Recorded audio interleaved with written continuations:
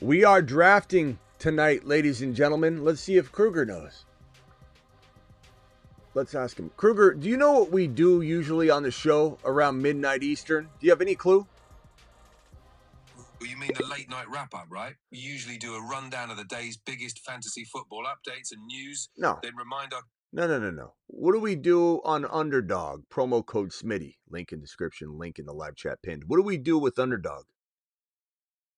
I got it. We usually draft teams on Underdog, run some best ball drafts, and share tips on how to dominate using promo code Smitty.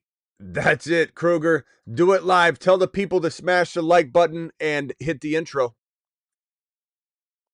Do it live. Smash that like button, folks, and let's roll that intro. Live from the fantasyfootballshow.com studios. It's the Fantasy Football Show.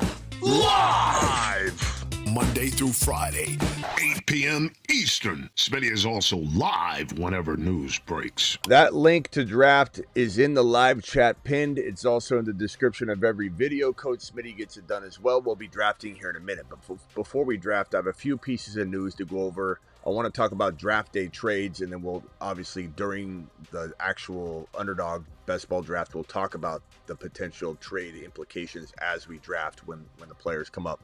But this first one, we'll talk about Kyle Pitts. We've heard this before. And again, not only are we in smoke season originally defined as teams throwing up smoke and misdirection so they could go over and strike over here. It was the teams throwing smoke up before social media really was a problem. Twitter was the only thing out there. That was it. It was real smoke. Now it's absolute garbage and made up lies by fake news people that act like they're news organizations. I'm a Twitter news guy.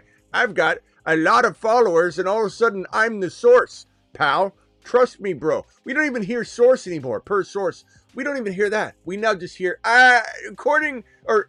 the Rams are looking to do this. That's it. People are just making shit up left and right. Well, we're here to tell you whether it should stick to the wall or not. Let's take a look at this one from The Athletic. But they believe that it wouldn't be surprising. Oh, okay. All right. Wouldn't be surprising if the Falcons took a tight end before day 2 ended. Look, there is a possibility Kyle Pitts could get traded. It's in the realm of possibility, but this is mud being thrown at the wall. They're trying to hope it sticks. I don't know if it will. It could. They could get lucky. End up happening. Certainly a player that's been disappointing. And I'm sure a team out there might want to trust him. And they could take a tight end. It's not a crazy situation that might be on the verge. It's a good logical guess, but is there any evidence to support that it's actually something that's being kicked around at the table with the suits in Atlanta? I don't know. I don't think so. I'd say very low chance that we have that information. It's a guesswork type of situation. Travis Etienne, according to Adam Schefter, he listed Travis Etienne as a player on a rookie contract who could be deemed expendable if a potential draft day trade happened. Now, this has some legs. We talked about it earlier. The earlier report on the 8 p.m. show today was piggybacking off this news, so it's not like this is a new corroborating piece of info. File on in, hit that like button. We'll be drafting soon. Underdog, promo code Smitty. The link's pinned in the live chat. Links in the description. Get ready to draft. We got to say on this one that I believe, and we've kicked this around. We're not hearing this from other people. This is coming from me, okay, and my projection. I don't pretend to have a line on an NFL player update, or I'm talking to the Jaguars, son-in-law who's dating the dry cleaner who happens to be a squeaky wheel and maybe a rat inside the organization. The dry cleaner's a rat. And I have this inside scoop. No, my logical estimations in 23 plus years of full-time experience covering the NFL draft and scouting these players tells me that the Jaguars are a potential candidate with a rookie contract player like ETN who becomes a unrestricted free agent next year. Yeah, there is a world where he's expendable. We talked about it earlier. If they draft Genty. If they don't draft Genty at 5, then I don't think they get rid of ETN necessarily. But Bigsby to the moon if they didn't draft Genty, got rid of ETN, and somehow they grabbed another running back that wasn't as good as Bigsby. Bigsby is a phenom. Bigsby is one of the more exciting players in the National Football League. He is potentially the next Bucky Irving. If I had to identify a few Bucky Irving candidates, this man would be one of them. Charbonnet, Bigsby, a few other Scattaboo rookies. I love a lot of rookies in that potential spot. Dylan Sampson. I mean, the list goes on and on and on. More of a reach on these guys than, obvious Trevion Hendersons and things like that. But ETN expendable. I do believe that Schefter's onto something here. I don't think he's being told, hey, he's saying, that this is a player who could be, and this is his opinion. And we got to understand that he's not getting a call on this one. This is a question that has triggered his opinion. Okay. And I think it's legitimate. It's legitimately the same, level of accuracy, which is guesswork, but it is a very framed opinion. So we're not like mad at him for giving his opinion when people ask him. George Pickens. Woo! I've been talking about this one for a while, and I've been a little surprised. I won't lie to you. I've been sitting here going, what's going on here? Why is George Pickens not rattling his cage? Why is he not saying, let me free from this Pittsburgh Steeler prison and get me into an environment where I can get paid? Because he wants T. Higgins money. He wants more than T. Higgins money. I bet he thinks he's a top 5 wide receiver. I'm not saying that. I bet he thinks that. I bet he thinks he could get the world. But I bet he'd be happy with whatever his agent ended up saying, calm down. You're going to get this X number of money.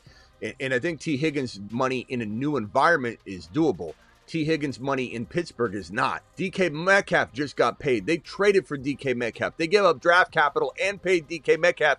If this guy gets a contract extension in Pittsburgh, it's a lot smaller than if he gets traded. The acquiring team always pays more than usually. In a trade, though, maybe a free agent situation like Godwin, no. Like Godwin decided to take less money to stay where he was because he was happy. In a trade situation, the receiving team almost always pays more than the retaining team. That's the release point where they say, we're not going to pay him that. Boom, let him go. And that's why you're going to obviously see a acquiring team want to wow the player, get it done, and they're in a time crunch trying to get a contract in parallel with the trade, and so they over offer the player to make sure it gets done. George Pickens will get paid his biggest bag, if he goes elsewhere. And I've said this from the beginning of the DK Metcalf acquisition in Pittsburgh. There's no way this guy's happy. He wasn't happy before DK arrived. He wanted his contract. He was unhappy about target share. He doesn't have a quarterback right now as it stands. He can't be happy about that. And I don't think he cares about waiting. He's literally got no quarterback. DK's taking his job. He's not getting paid. He wants to get paid. He doesn't feel respected there. His time is kind of worn there, right? All of those indicate he's going to rattle and make noise and say, trade me. And they're going to say, this guy's a drama queen anyway. We're tired of him already. Yeah, let's trade him. I think that he's a very big trade candidate. If he doesn't get traded, I'm really shocked. I'm dumbfounded. And I was dumbfounded. I'm dumbfounded every year. It's not like I know this is happening. This is the NFL where logic isn't always in play. The Lamar Jackson example during draft season where not one team went after Lamar at the cost of 2 first-round picks with the tender, the franchise tag. I was baffled. I'm still baffled. I think if we went back in time knowing what we know now, handfuls of GMs and teams would say 2 first-rounders? Hell yeah. I was right. They were wrong. We told them. They didn't listen. Sometimes I miss when we aren't even missing. It's logic, and it's us expecting logical things to happen in an illogical world. George Pickens, ESPN's Adam Schefter believes George Pickens could be deemed expendable in a draft day trade. Same commentary, same grouping, same example, and I think this is the most likely of all of them to go down, but not one is guaranteed to go down. George Pickens, go over there, young man. Emeka Egbuka, my second favorite wide receiver. Gee, kind of funny how everybody's starting to like this guy as their number 2 wide receiver. We're ahead of the curve. We told them. Let him cook.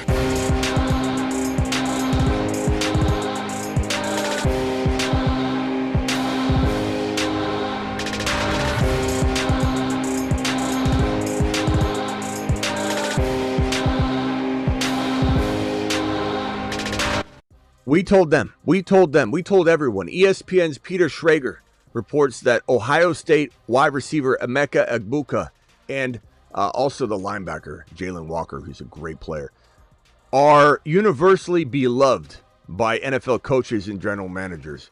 You know why? Because this guy is, in my opinion, twice the receiver that Ted McMillan is. And, that might rub some people the wrong way, and I don't care. Because my eyes tell me this is a polished, amazing wide receiver that knows how to return kicks, and it developed a whole different skill set with all the things he's done in his college career.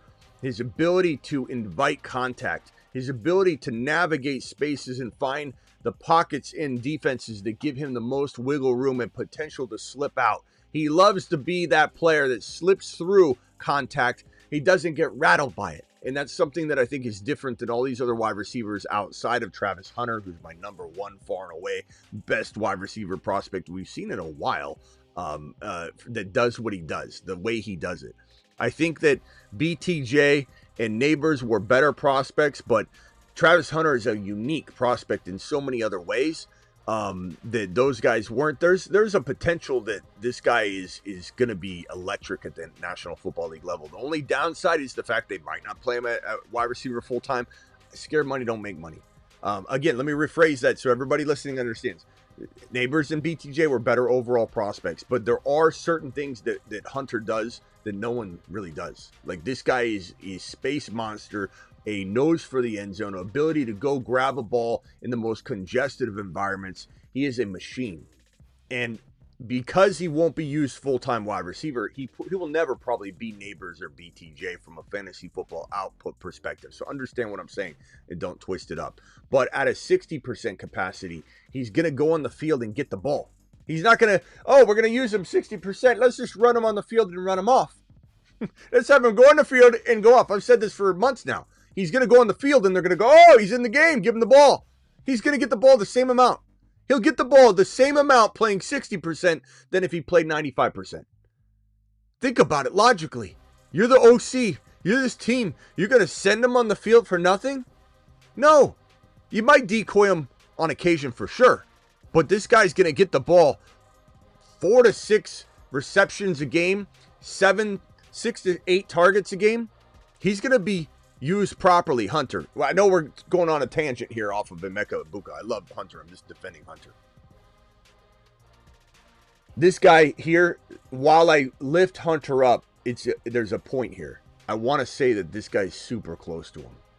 I think that there's some things he needs to blossom at and improve at to get to the level that would be right below those guys. He's never going to be a Egbuka, a BTJ. Egbuka is never going to be a Neighbors, but he can be that next wide receiver below both of them. He could be. He's got a lot of work to do, and there's a lot of situational risk here. He could go to Dallas and be the number 2. He's never going to be next underneath BTJ and Neighbors if he lands in Dallas. If he goes somewhere like New England and becomes the 1, there's some potential that he emerges as the next Antonio Brown, the next really A-B meets, I would say, we always use St. Brown, JSN, and Garrett Wilson, I think, is the best comp, the combination. I don't like using one comp. I like using combos because some people don't like the combination of this and that. And if I give enough examples, I think you really get a feel for what the receiver can be. I love this kid. And now everybody else seems to love him. Oh, well, looky here. How convenient. ESPN's Peter Schrager reports that Ohio State Emeka Egbuka is beloved by many general managers around the NFL. He's going to land in a good spot. The only risk with Egbuka and McMillan, which I think doesn't exist with Hunter, is that you've got these landing spots that are crowded, like Jacksonville, like Dallas, like a few others that are kind of like they're crowded, right? So it's hard to know if Egbuka falls and goes to Dallas, then it's like he has a cap. If he goes to the Chargers, he's kind of capped because you got Ladd there. If he goes to Pittsburgh, you got DK there. If he goes to Washington, it's quietly one of the most amazing spots for Emeka Egbuka. And the thing that I am going to say till the draft's over is that I think that Adam Peters and I think very much alike, especially when scouting talent specifically for the Washington Commanders. And I can guarantee you this. Trey Henderson and Emeka Egbuka are on the radar of Adam Peters more than most understand or believe. And I think that one of those two players quite arguably could be a Washington Commander, because I see enormous upside, and I know Adam Peters probably does too. He's one of the best GM scouts in the game. Him and Howie are phenomenal. They're the best that do it.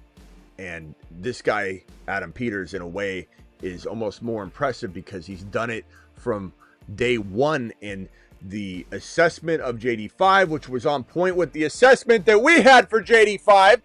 Let him cook.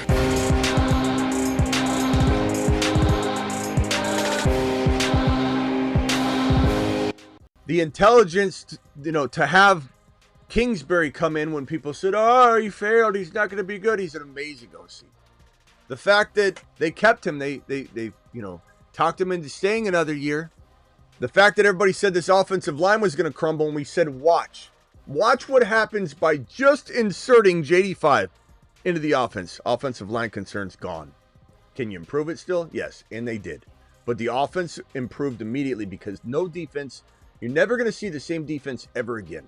The moment JD5 steps on that field, same thing would happen with other, mobile quarterbacks like Milroe. The moment you get a quarterback that's as mobile as can be, and JD5 is as good as anybody, as good as Lamar running the ball, he could be the best running quarterback to play the game for the next 10 years. And Josh Allen and Lamar are still in that mix. Don't get it twisted. But I think you put a guy like that in, fixes everything. If we had Emeka Egbuka in Washington, it would be very, very crafty to surround 3 wide receivers in JD's environment, but to also plan for the fall of McLaurin and Debo and get a player that's so underrated, you're getting a top 12 overall player later in the draft. Even if you move up from 29 a little bit, even if the Washington Commanders got to move up from 29 to like 14, 13 to get Emeka Egbuka, if they don't go Trey Henderson, it's worth it to get this kid who's a top 9 to 10 overall talent in this draft. I really believe that about Egbuka. And you're hearing the NFL GM start to agree with me. So I've been on this from the beginning for a reason. I see it. I definitely look at stats. I'm definitely a stat guy. But when it comes to, player evaluations, a lot of the time when we're trying to figure out if a player has that it factor, and Emeka has it. He absolutely has it. It's gut instinct. It's gut instinct. This 6'1", 205 wide receiver that had a 1,000-yard, 10 TD season in 2024, who had an injury in 2023 that he clearly got over because he had a great year last year. And in 2022, 1151 and 10 touchdowns, 2 running. This guy can be a little bit of a Debo Samuel-esque player for you. He's 6'1", 205. He's big enough to handle it. And the fact that he had 87 yards on the ground and 2 touchdowns his 2022 season proves that he has that wiggle that Washington will probably utilize the way they're going to utilize Debo and set this kid up for the future if he does land in Washington. Can't guarantee he will, but I do feel like Peters is looking at Egbuka and Henderson because he knows ball.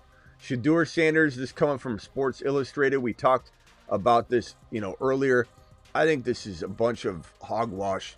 Is there a world where Shedeur Sanders falls into the second round? I suppose because the hate is getting so bad. Is it possible because of that? It is. You got weak GMs and decision makers like Joe Scheinbach in New York who are probably influenced by the mass media. And I believe that Joe Scheinbach, who should be taking Joe Shane, for those that don't know, should be taking Shedeur at number 3 overall to pair with Malik Neighbors and the quarterback whisperer Brian Dable. He's going to be influenced by the fact that there's so much negativity and he's a miss, and the team that takes him is going to be a laughing stock, and his job's on the line. He wants a can't miss player, and he just brought in 2 QBs. He's going to be called out for gross misuse of resources to go after Shedeur. So I think he's scared. I think the New Orleans Saints are still going to be the best bet to land Shedeur in the first round. And all these people, he's going to fall out of round 1, are going to look like morons when he goes in the top 9 overall, just like Penix Jr. did. Penix Jr. was a top 10 pick, and everybody said he wouldn't be a first rounder. The hate on Shedeur has gone too far. People that say he's not a good quarterback don't know what they're talking about. No offense if you're watching and that's how you feel. I just think you don't. In this situation, I don't think you do. I don't think you know what you're talking about if you think he's not going to be a good quarterback in the right situation. Not will he go to the right situation? Maybe not. I think that New York and New Orleans are pretty good. New Orleans is lesser than New York, obviously, but it's a good foundation, and it could take him like Cam Ward a little longer in New Orleans, just like it'll take Cam Ward a long time in Tennessee, than it would for Sanders to develop in New York, but it's certainly a decent long-term option. It does take him off the table for being that impact player as a rookie in New York he could be. I think that if he falls, there's going to be teams that might want to trade up. There's a world where he gets to this 14 pick and he gets taken. There's a world where Seattle grabs him here. There's a world where the Raiders move back up into here and grab him. There's a world where the Steelers take him at 21. There's a world where a team like I hate to say it. I mean, I was going to say, I won't. Look, you know, Minnesota's looking for another option. They're exploring it. You can say no way, but they're exploring it. Why are they not shooting down Aaron Rodgers news? Why are they not telling that J.J. McCarthy, who has no limitations, they said today, why aren't they saying he's our guy? They're waiting. They're holding off. You don't know. The Rams, I think, would not let Shedeur pass 26. So this whole notion that he could fall out of round 1 is ridiculous. Absolutely ridiculous. That's what this report says. It's nonsense. Absolute straight nonsense. Now we get into the bread and butter of this particular type of show, these graveyard shows. We get into the draft, and I want you to pull up on Underdog promo code Smitty by using this link. If you haven't hit it already, the link's right here. It enters code Smitty for you. It does all the work. You just click the link, downloads the app, enters code Smitty. We're going to the little board, baby. It's called the Little Board 2. It's $3 an entry. Hit the button, do it live, get into a little board. Your boy Smitty's going to pull it up on the second screen here, and we're going to draft in a little board. $3. What's the prize on this? The prize is going to be, first place will get $15,000, and I believe how many entrants will be in here. Number of entrants will be, current is 5,000, but the total number looks to be around, let's see, little board 2. It looks like it's going to be 56,000 entrants, which sounds like a lot, but that's actually not a big amount of people. So first place gets 15, and it trickles down from there. We're drafting right now. Board view on screen, and phone lines are dial in, dial in, dial in. Call into the show. Call into the show. Let's grab this particular graphic here. Let's go back to board view. We got 27 seconds before the draft begins. I got the marker board up. I've got the phone lines open. We've got the draft board up, and we're doing it live. Subscribe if you're new. This is a channel that does it live. We do it live. We're here. A lot of graveyard shifts at midnight Eastern. We're here whenever news breaks on an additional live stream. Just something big breaks in the NFL or fantasy, we go live. I go live. I come in here. I fire the studio up. We go live. That's what I do. That's what I do for a living. This is what I do. This is all I do. I serve you. I come in and go live when you need me to. I'm like Batman. You call for me. You throw the bat signal up, the Smitty signal. I come running. I also am live Monday through Friday at 8 p.m. Eastern every single Monday through Friday here on the channel. Monday through Friday, 8 p.m. Live whenever news breaks. Most midnights. That's 3 times potential per day minimum when we're moving and grooving. Okay, so let me pull up the board view again. First pick overall was Jamar Chase, followed by Justin Jefferson, followed by Saquon, followed by Bijan, followed by who? What am I drafting? 12, 11? Okay. Figures. Gibbs went number 5. Travis, you're live. I know it's not ideal for you, but I'm kind of interested to see how you attack the end of the first, early second. You don't get that too many. At least you haven't on the live streams. I did in the beginning of the year, yeah, but I guess maybe I haven't lately. But yeah, we'll see. It's kind of, I almost like it better in Snipe City because I feel like I don't get screwed out of going running back, wide receiver, or wide receiver, running back. I feel like I can get good balance at this pick. So after the Jameer Gibbs, it went Neighbors, it went CeeDee Lamb. Steele, I believe, is one of our peeps. He's taken, who's he taking right here? We got Fletch in the 9 spot. So Nico goes. Speedy's at 12. Jeez. Speedy, don't reach in this one. And then we always give him such a hard time. I feel bad. Like here he is supporting the channel, getting into the drafts with us, and we're just like, Speedy, don't do it. But like Speedy's, he's taken one too many. Hold on 1 second. Let me.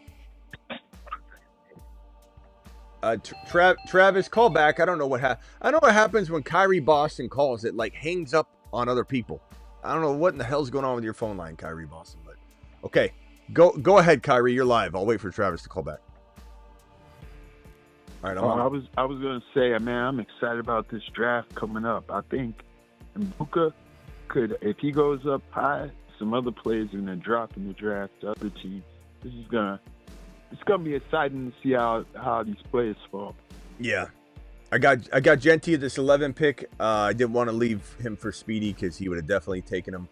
He's gonna go Amon-Ra St. Brown. I don't blame him there. That's a good pick, and he goes with Devon Etienne. So at this point, at this juncture, I could definitely use a receiver. I'm not going to force it, but I do like Drake London here. I also like Brock Bowers here, but I also like, other tight ends later a little bit more. So I usually don't take Bowers as high. I'm just saying I like it. I understand it. I like Drake London this year, but let's go Drake London here. Let's go with a Genty London start. Not my favorite start ever. Like I'd rather have a BT and Genty, But I don't know that I'm getting that in our crew, within our group of drafters. We're just going to see a lot of snipage amongst each other. And so we're never going to see the same exact unveiling of options. But I didn't want to go Brock Bowers, even though I do agree that he's worthy of it. I didn't want to go Brock Bowers there because then I'm just going to get screwed at wide receiver. So could Xavier be a poor man's Egbuka? I suppose, yeah. Yeah, I don't mind. Restrepo, he's pretty decent. He is. It depends where he falls. But good question, Phil. Appreciate you. Travis, you hold on. Kyrie Boston. Let me go back over to Travis. Travis, what were you saying? I don't know why it doesn't. All right. I was just going to ask. Obviously, like you said, everything is potentially smoke nowadays, but. You keep seeing stuff that New Orleans might like Dart a little more than Shedeur. And if that was the case, how do you feel about that? Is it just a preference thing, or do you think that they're wrong? I like Shedeur quite a bit more. I think they're wrong. I look, Dart is okay. That would concern me. Yeah, Dart is okay, but Dart's game doesn't translate as well, in my opinion. I think learning. It's going to be a little bit of a learning curve for him. I think his style of play and what he's bringing to the table, the offense, everything. He's just going to have a tougher time. He also is. I don't see a star in Dart. I see somebody that could maybe be a starter in the league. Right. I'm not saying he can't be. Like Derek Carr is a starter in the league, or was a starter in the league for a while. Like it doesn't necessarily mean you're amazing. He's top 32. Potential. But I think Shedeur could be 12. He could be Dak Prescott and Shedeur, even though they don't exactly play. You could make some similarities, but I think that's where Shedeur could get to. He could get to that Dak, who sometimes Dak is QB8-ish, QB10, he's been QB4. It's more of an outlier season for him, but he's more of like a 7 to 12 QB, and I think Shedeur could be that, which is pretty darn good at the NFL level. I don't know that I'm ever starting Shedeur in a 1 QB league, like in the 3-4 year window. I can't envision myself 3 years from now like starting Shedeur over drafting these top 5, 6, 7 quarterbacks. But I'm just saying people are wild for thinking he's not. I do think the New Orleans Saints draft him if he falls, but it does depend. As I always say, there's risers in the 11th hour, there's fallers. If the media is atrocious about this situation like they have been, and they get worse, I don't know how weak those decision makers are in New Orleans, and if they listen to the noise, because the noise doesn't just make them not want to draft a player. Sorry, I haven't been scrolling over. JSN at 2.12 is just too high. I like him a lot. I don't like him climbing into the second round. JSN was really good in the third round, and I still like him a lot. And I think he's got top 4 to 7 wide receiver upside, but I do think I've softened a little bit on that 4 value, because how is he going to beat out the top 4 or 5 wide receivers when he's kind of he's in a lesser offense, and I don't like taking lesser offensive players when all things are pretty close to equal. I like going with the guys in the amazing systems. If you're ever close on a player, the 2 players, always resort to who's got the more potent offense, because it usually will lead to opportunities and touchdowns and such. But anyway, right. I think I think he goes 9 to the Saints. But I was going to say the other thing is, when there's a lot of negativity and toxicity in the media and social media and all that, it's not just that the team is always influenced like Joe Scheinbach's would be in New York, where he's listening to that and going, oh my God, I can't. Sometimes it's also about, let me see who I can draft here. I'm going to go.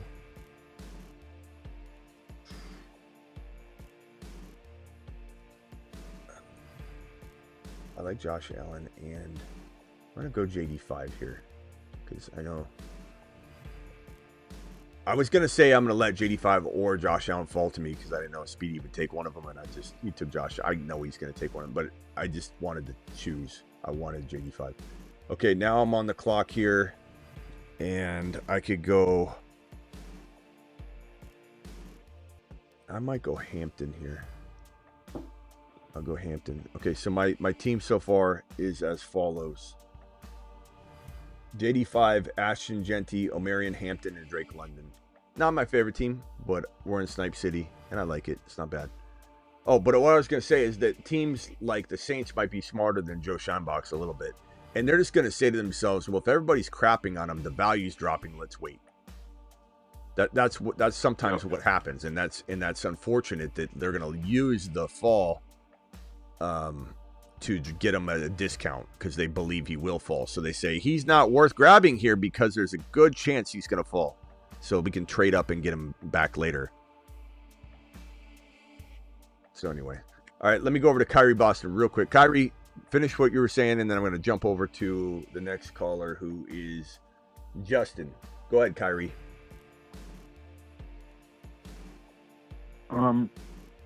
Yeah, I lost my train of thought. Go ahead and jump over to Justin. All right, Justin, you're live, and real quickly, here's the team so far. I'll scroll slowly so you guys can check out the drafts. Go ahead, Justin. Hey. Hey, so, can you hear me? Yeah, we're here waiting on you, bro. Can you hear me? So, I kind of wanted to speak on the Seattle offense real quick, too. Somebody I'm really out on, firmly out on in this point, is Cooper Kupp. Because it's you look at a guy, he's about to be 32 in June, and he's changing systems. He hasn't necessarily been the healthiest guy in the last couple of years.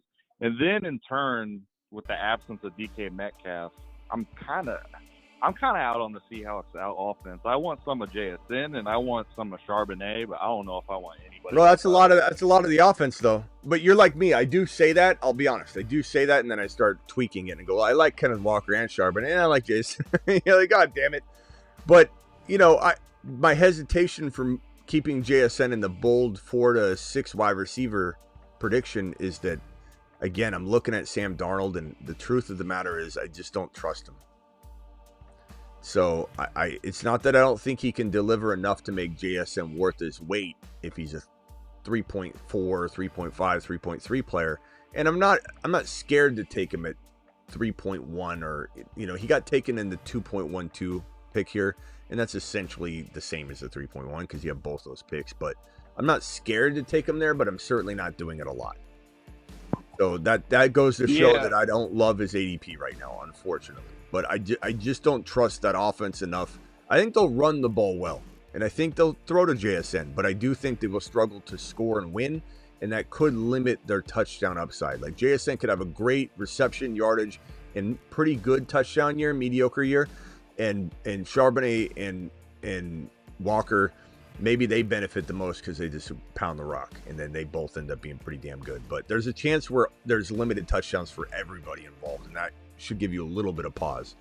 I tend to draft a lot of Walker and Chars, but I tend to draft a whole lot, if not almost 90 to 100% of just Charbonnet. Like any team I have has Charbonnet, and then a certain amount of those have Walker on them as well. But Charbonnet is almost on every single one of my rosters because I think now he's rising in ADP. That's kind of concerning because then it makes it like he's not as easy to grab, as a lock every time because he's starting to climb. But I still find myself drafting him almost every single time just because if I miss on it, I don't think it knocks all my teams out at once. But if I hit on it, I've got such an advantage across like all of my teams. I'm going to have some sort of variant that I'm going to love. Now, hold on real quickly. I'm on the clock. I've got, damn it. I'm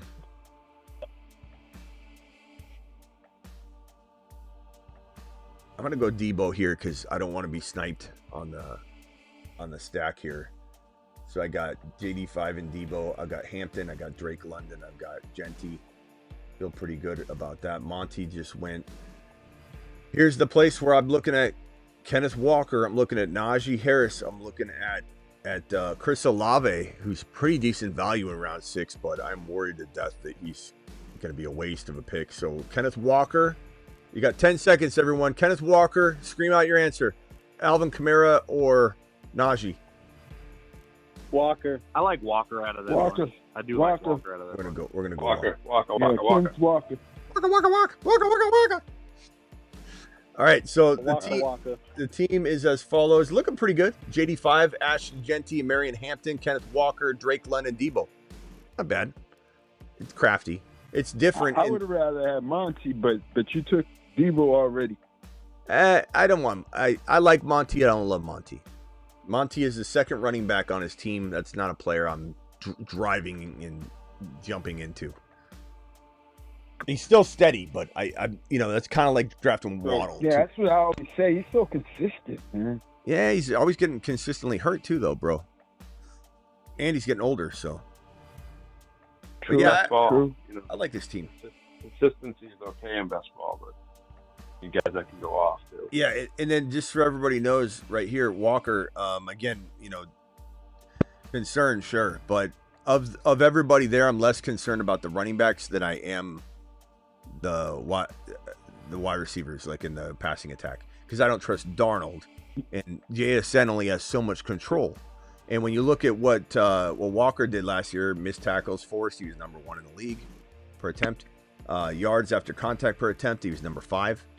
Charbonnet and Walker together were a top 5 running back if you take and just overlay the games that each were considered the starter. So I'm not like replicating two games by them at once. There's just one start per week. I had to choose who was the deemed starter, and that overlay, Walker's games are right here on the bigger portion, and the green section is Charbonnet. When you overlay their numbers together, you get running back number 5. And if you take just Charbonnet's numbers and extrapolate those 5 games, which is not a big sample, but it's big enough to look at and at least try it, even though you know better than to use it, but it's good enough sample to look at. 360.74 fantasy points in a PPR format, which would have put him as running back 2, I believe. So Charbonnet is a beast. Yeah. Go ahead. Can Charbonnet? Are you thinking about drafting Charbonnet with Walker in this draft you're doing right now? I don't know. Not sure. You'll have to ask me later. If it makes sense. You'll have to ask me later. All right. I don't draft and tell. I get you best player available. Yeah. Let me go over to Justin again real quick, then back to Rock Out. Go ahead, Justin. Yeah, so something I wanted to ask you is, like, how much do you put a value in, like, Judkins being, like, lower than Henderson and Omari and Hampton? Like, I don't know if he's necessarily better than those guys, but, like, him being all the way at, like, 70. Like, I'm starting to think Judkins might be the best ADP out of all these guys, out of all the rookie running backs. Here below for me. Maybe, but I think you know, I think that there's risk to any of these guys. Like, you could say Trevion Henderson's going too high or Hampton's going too high, but those are the first round grade running backs, so the teams that take them love them. And Judkins isn't as guaranteed as Henderson to be on the field every play. I'm not saying he can't, you know, prove that for his team, but Henderson is you know, pegged as the best pass protecting back and third down back in this draft class. So he is getting drafted to play all three downs. That's why he's a round one grade running back. So there's something to their, you know, their ADPs in the real NFL draft scenario.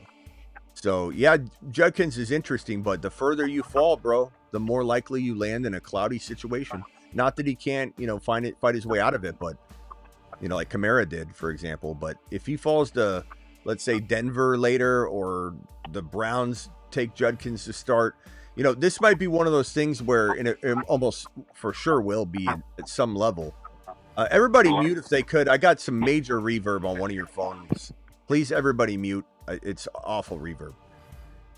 This is going to be guaranteed one of those situations where I come in and I create a video. Day one running backs, 3 of them go, let's say, and I'm telling you about how I love them. And then I'm going to give you a disclaimer at the end going, day 2 could throw someone right into the number 2 spot.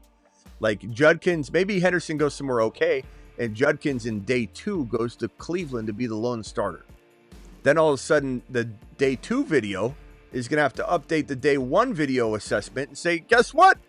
One running back just went from, oh God, he didn't get drafted on day 1 to the best landing spot outside of Genties. So you never know. You never know, bro. It's wild. It's wild. And anything can happen, my boy.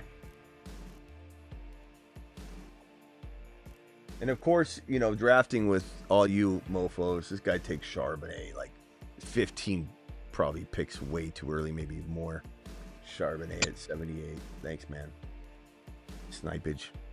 It's probably Kyrie Boston's fault for asking the damn question. All right. Hold on.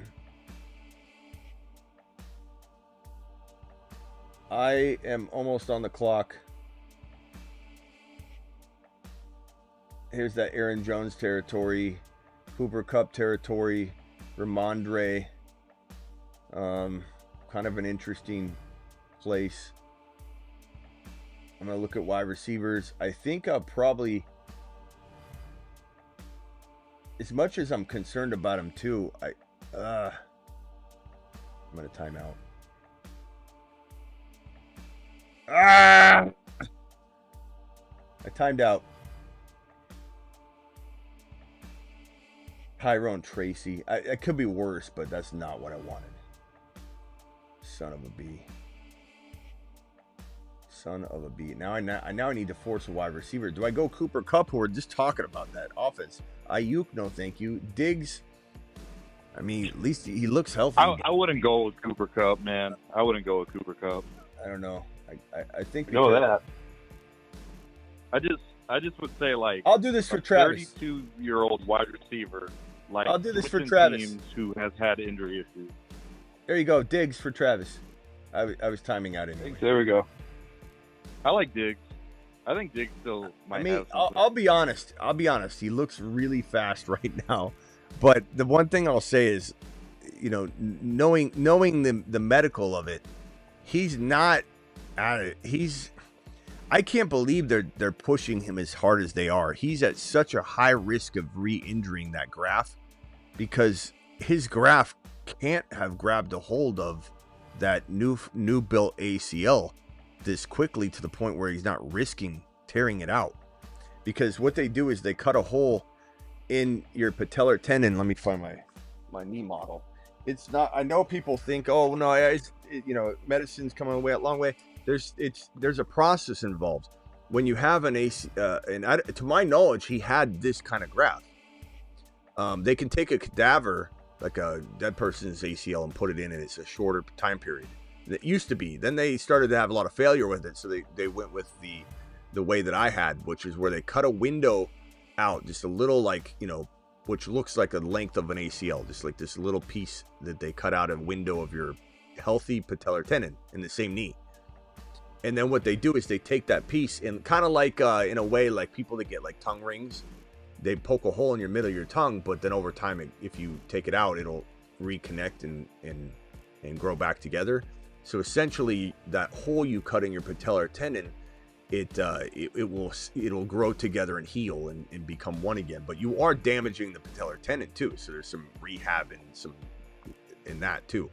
They take that piece of your patellar tendon, and in the joint, you know, they cut out the bad ACL, and they drill a hole here, shove that piece of patellar tendon, which is not a ligament, it's a tendon.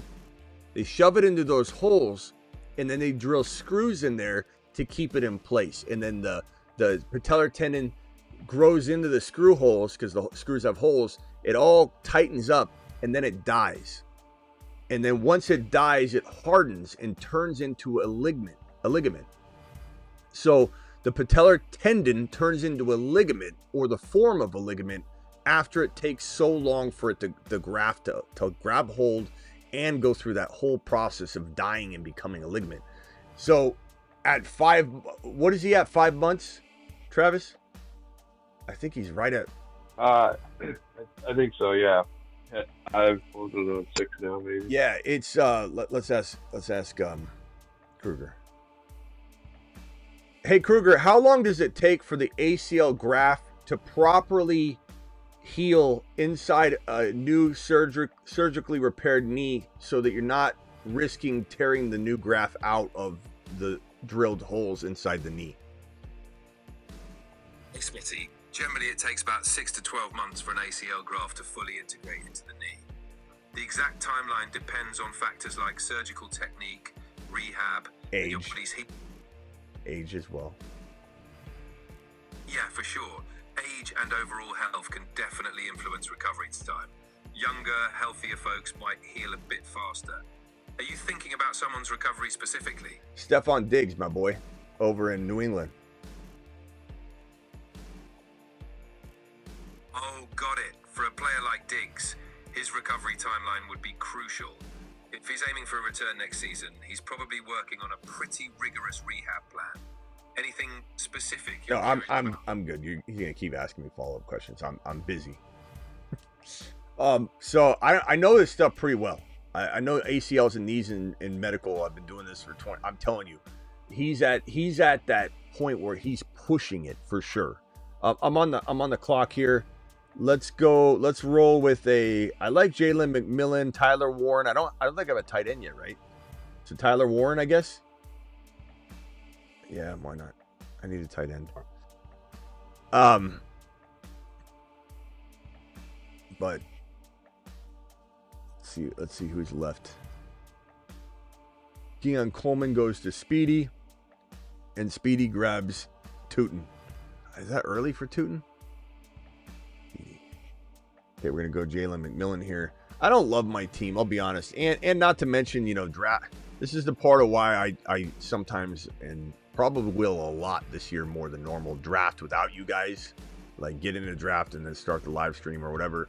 Is that way I don't draft in Snipe City. Like, Charbonnet getting taken and sniped in this draft was ridiculously high, and that would never have happened. So I would have easily had, you know, that cuff situation. JD5, Genty, Hampton, Walker. I would have had Sharps. Tracy, London, Debo, Diggs, McMillan, and Tyler Warren. Still like the team, but it's not my favorite team. But I'll say this about Diggs, and then I'll wrap up. Diggs is most certainly not fully healed. Like, you just heard what Kruger said, and as I've said, and as I've seen and witnessed it, like, you're putting your graft in a vulnerable spot. It is what it is. So the chance of him holding, and a lot of times someone tears the other ACL, is compensation situation, or if you tear your Achilles, you oftentimes tear your other Achilles in compensation. Not to mention with Achilles, both of your Achilles typically wear at the same time, at the same rate. And if you have a problem with one, you most likely have a problem with other. That's why you hear that Christian McCaffrey has bilateral, which means both, chronic Achilles tendonitis. He doesn't have one, he has both. Achilles is one where you are wearing them at the same rate.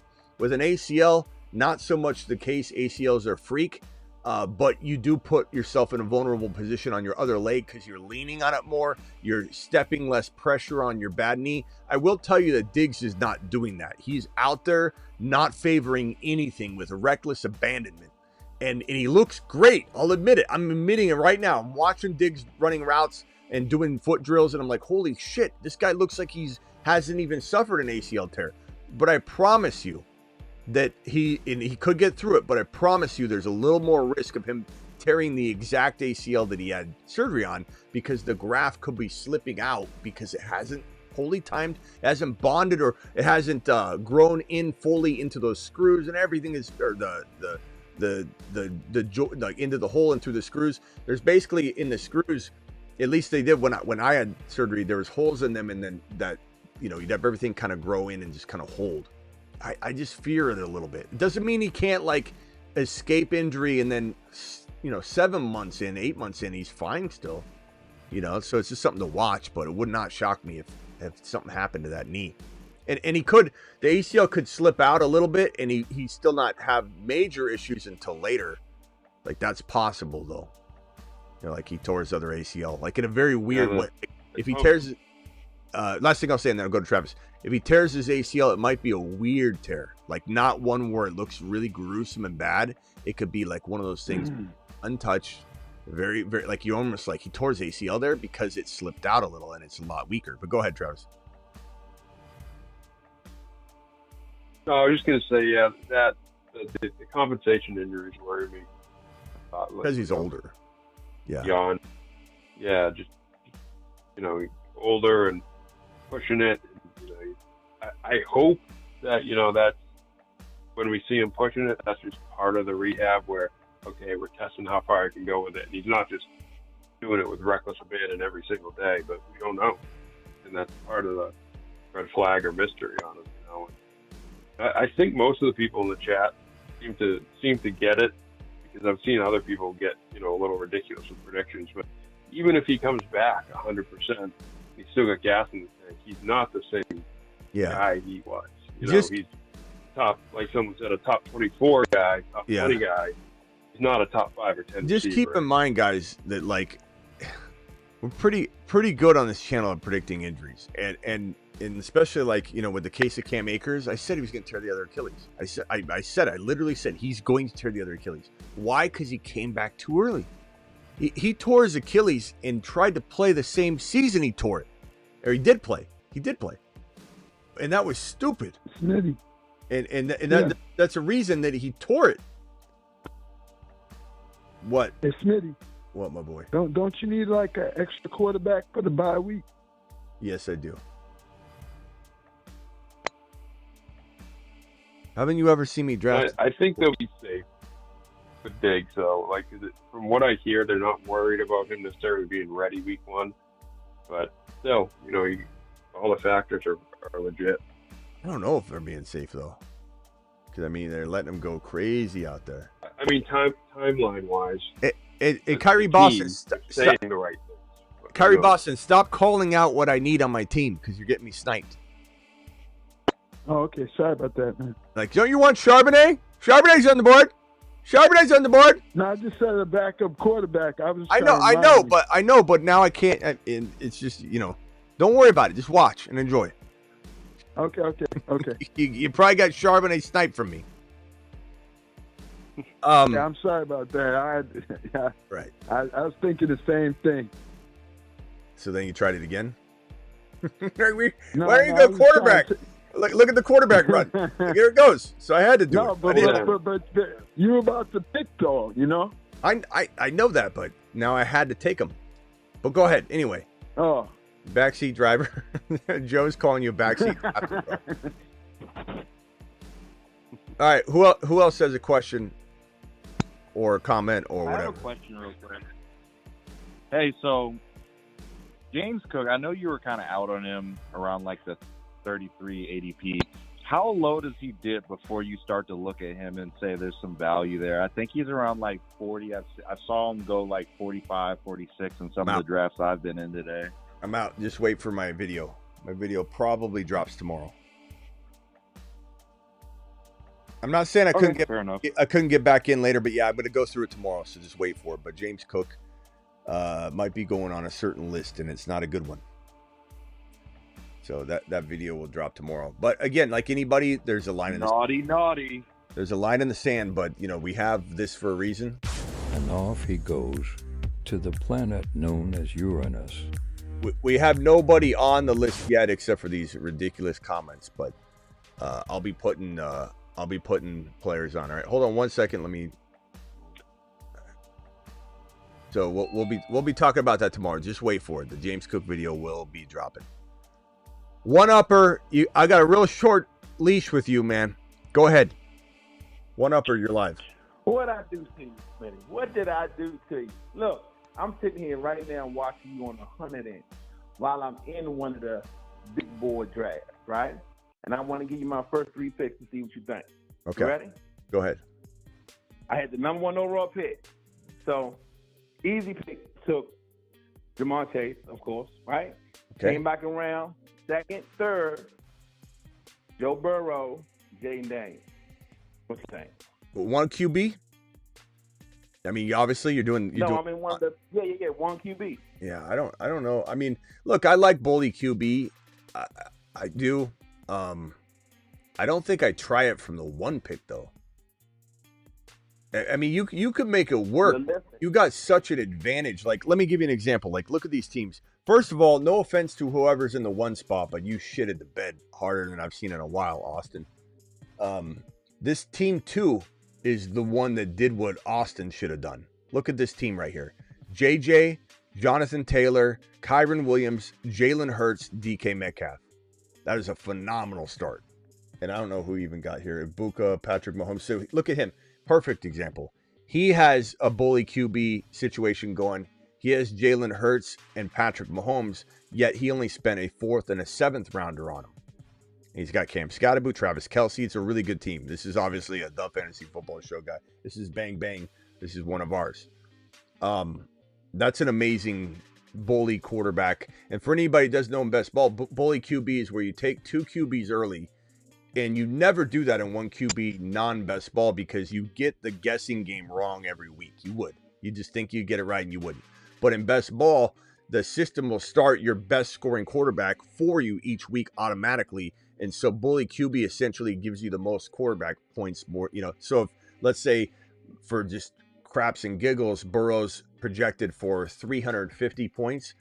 And let's say for just using easy math, your other quarterback, JD5, is projected for 350 points. Having both quarterbacks, you probably score 415 using the bully quarterback system. But as much as I love Joe Burrow, and as much as I do try and stack when I can, I'd rather have Mahomes later as your second quarterback, or you let JD5 go, you take Burrow, and you get that extra player like Kyron or, whatever.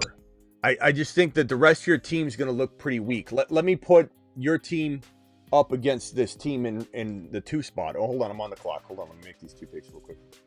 On the clock. Let's go with my boy. Let's go with my boy Ray Davis. Oh, Speedy's going all Buffalo. Sorry, Speedy. You got enough Buffalo Bills anyway, Speedy. I should have thought about Speedy was going to go probably a Buffalo Bill. He's been smashing Buffalo Bills all night long. And then this next pick, I'm going to go with... how many running backs do I got? I'm pretty good at RB. Although I got a lot of rookie. I might need another one. I'm going to go RB here. Okay, so let me put this team up against your team right here. So I'm going to have you read off your team in 1 second. Actually, give me your... So you've got... we got bully QBs. So team number 1 is going to be this team that I'm drafting with. Okay, this done bully QB. So they have Hurts, Jalen Hurts, and Mahomes.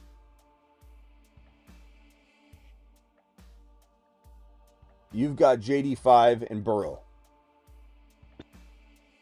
Okay.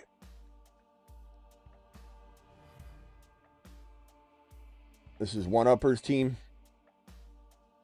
All right. Who are your running backs, bro? I guarantee you they're not as good as team 1 or team 2. One upper's going to be like, I got Bijan and Gibbs. In a best ball with no trading? How? Because I'm one upper. Go one upper. Who are your running backs? Did he leave? That's his name now. DC Dude. DC Dude, you there? One upper. Go. Yeah. No, I had muted the phone. I was talking. Okay. I was talking while the phone was muted. My bad. Yeah, you're better at muting than so anybody. I got. Go ahead. So I got James Cook, James Conner, and Najee Harris so far. Okay. Yeah. As the running back. See how you definitely sacrificed, bro. Okay, give me your receivers. All right, so far, right? Of course, I got Jamar Chase, Zay Flowers, Darnell Mooney, Marvin Mims, Keon Coleman, Hollywood Brown. Okay, and your tight end? No tight end yet. Okay, let me just tell you right. So RB1, bro. This RB1 and wide receiver 2, he sacrificed. Bro, this team. Yeah, I'm going after Ertz. That's my tight end, so I can stack him with James. This team crushes you, bro. This team crushes you, and I'm not saying that to try and make you feel bad because I know nothing against you. I'm trying to help you here, but this team right here. I wanted your opinion. Yeah. So here's what I would say: like, you ever get that one pick, you take full advantage of trying to get bully QB with Mahomes if you're going to do it at all. He's the greatest bully QB option. Or let's say you like, a couple other quarterbacks that are just going later, but to go to the 2 QBs, you can clearly tell there's no way your team's beating this team. DK, Egbuka, Scadaboo, Kelsey.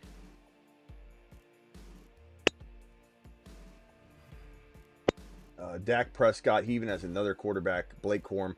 This team, and everybody in the chat can vote. Did his bully QB situation, was it worth it? Absolutely not. I think Hurts and Mahomes looks almost as good as JD5 Burrow. Almost. Not quite, I admit, but it's almost as good. And you could argue that it could outscore it. Like, even if everybody stayed healthy, there is a world where Hurts and Mahomes outscore JD5 and Burrow. There is that world. It's not like an impossible world. And JT and Kyron with Corum cuffed crushes James Cook, Connor, and Najee Harris. Especially because you got Scadaboo, you got some other players here.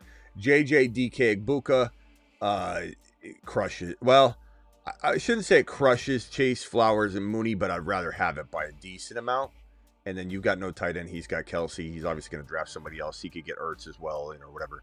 So this is just, if I were you, I would take a different bully quarterback.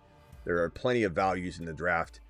Dak Prescott's even kind of second quarterback, in my opinion. He's a top 7-ish quarterback. He could totally be. So if I were you, I'd swear. Now, look, let me say this. Let me say this, right? I do like one of these a day, right? I get home from work, I talk to you, I do a draft, right? That's my routine. And I do a bunch of different builds. Like, this is my first time doing this build. So I was trying to do something different deliberately. Yeah, that's okay. I usually don't get the number 1 overall pick. So, and I knew that Jaden Daniels wasn't coming back to me in the 4th round. He going early 4th. So he wouldn't have got back to me. So I took him, Jamar Chase with the stat, right, with Joe Burrow. But I was just trying a different build. But I don't usually build like this before. I hear you. I wouldn't try it again, especially from the 1 pick. I just think it's a tough spot to be in, bro. Well, another way to look at it too, and obviously we don't have to do it, but it's just look at the player you could insert into your lineup instead of that. You might be trading out the Mooney or a Dak or something like that, and who you could get instead of that second. Yeah. One second, Travis. One second, real quick, Travis. Let me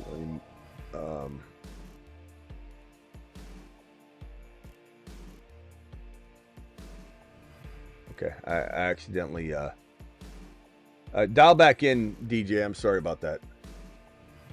I hung up on DJ. This team, I'll be honest, this is not, and look, I could blame sniping all day long. I'm still responsible for my team and the environment I'm drafting in, and I know sniping is going to happen. So when I drafted Walker, which I was tempted not to, it's my fault for going down that road because I knew that Charbonnet would be sniped in this environment. So that's on me anyway. So I take the L myself.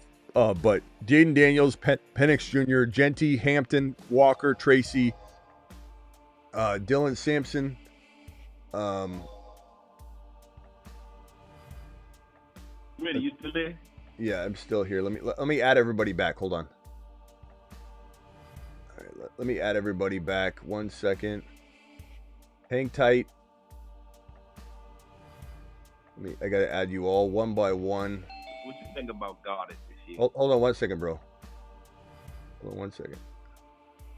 Let me get Rock out in here. I think I got everybody back. I don't know. Sometimes they'll call us Rob.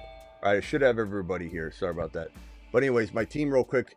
Drake, Debo Samuel, Diggs, McMillan, Wilson, Isaiah Bond, Tyler Warren. Not my favorite team by any stretch of the imagination. It's definitely not my favorite squad. Go ahead. Who was talking? Who was talking when I hung up? Yeah, no, that was me. Oh. Yeah, no, I was going to ask you about my tight ends. I took Earl. I'm not too sure what to think. You took Ertz and who? Dallas Goedert. Yeah, I mean, that's not bad. I just think I'm just giving you my honest opinion, and it seems like you were in agreement that it wasn't your best strategy. But I just kind of feel like, there's no way that team's winning, unfortunately. But look, trying out certain strategies, like, bro, I did a 3 QB strategy. I wish I had that graphic somewhere. I did a 3 QB, and I'm talking about Mahomes, Hurts, and like Josh Allen. I did all 3 of them in a 1 QB, but it fell just perfectly. You're forcing it when there's a lot of better talent than grabbing both those quarterbacks. Joe Burrow's a 4th rounder, really, and so you're forcing him at the 2th turn. So I found. You saved that one. Hold on a second. A certain name. Yeah, I'm gonna look for it right now. Kyrie Boston. Hold on 1 second. So I Okay. I feel like when it falls properly, bro, you do it. Okay, but when it doesn't fall properly, you don't force it. Was it a little board? Let me see. No, it was a big board. No, I'm talking to Travis. It was. I'm not sure. I know you did it live. Yeah, let me see if I can find the big board. Something interesting I'd say is like really great or good quarterbacks have a funny way of falling like 7 to 10 picks somehow. Like it never fails. It's like every 3rd draft I'm in, like Josh Allen falls to like 40th overall or something crazy. Yeah, I think it's because people will prioritize the wide receiver, see a run on wide receivers, and start grabbing those up instead of. Hey, by the way, I just entered a draft and without you guys, and I got the number 1 pick. So let's do it live. Let's do it live. All right, let me see if I can. Sniping. No sniping. Smitty, I guarantee you, Jaden Daniels don't make it back to you in the 4th round. But I don't need to go that route. He may, but I don't need to go that route. I'm not going to force it. You're trying to force it. So it doesn't really matter. No, I wanted Jaden Daniels. Jaden Daniels. You can't guarantee that. I know, but you don't guarantee that.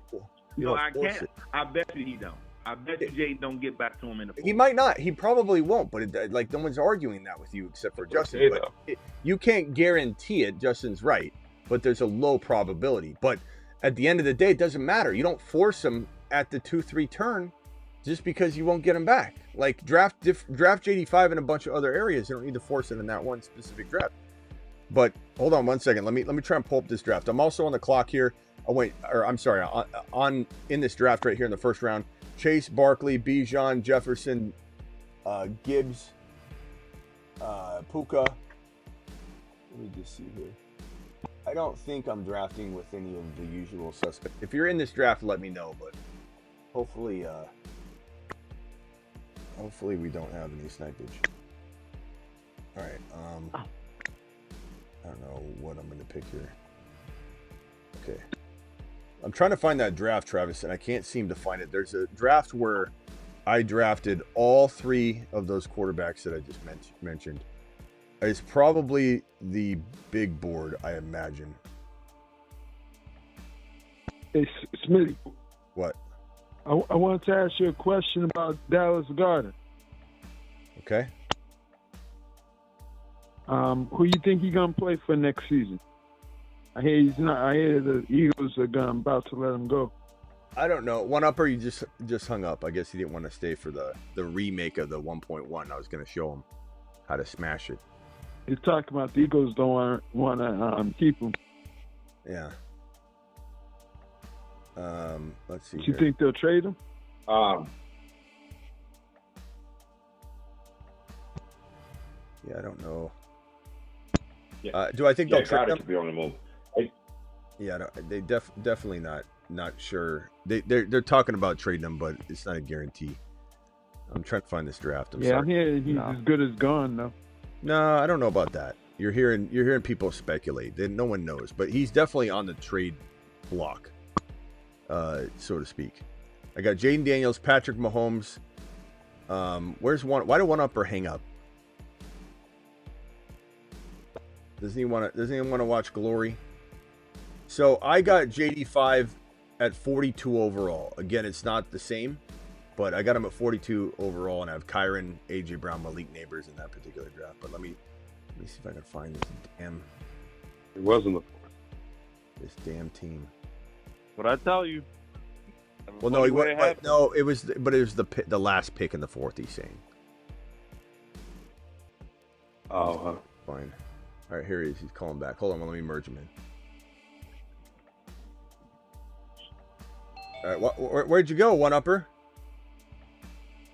Travis, if you find it, let me know. I don't know how you're gonna find it, to be honest. That's a crazy scavenger hunt. It might have been. I might be able to help. I'll jump in real quick, and I'll go on mute. You actually had the 101 in that draft. Came back, grabbed Burrow. So ironically, in that draft that you're referring to, because I was watching it live with the one where I draft all 3 of those quarterbacks.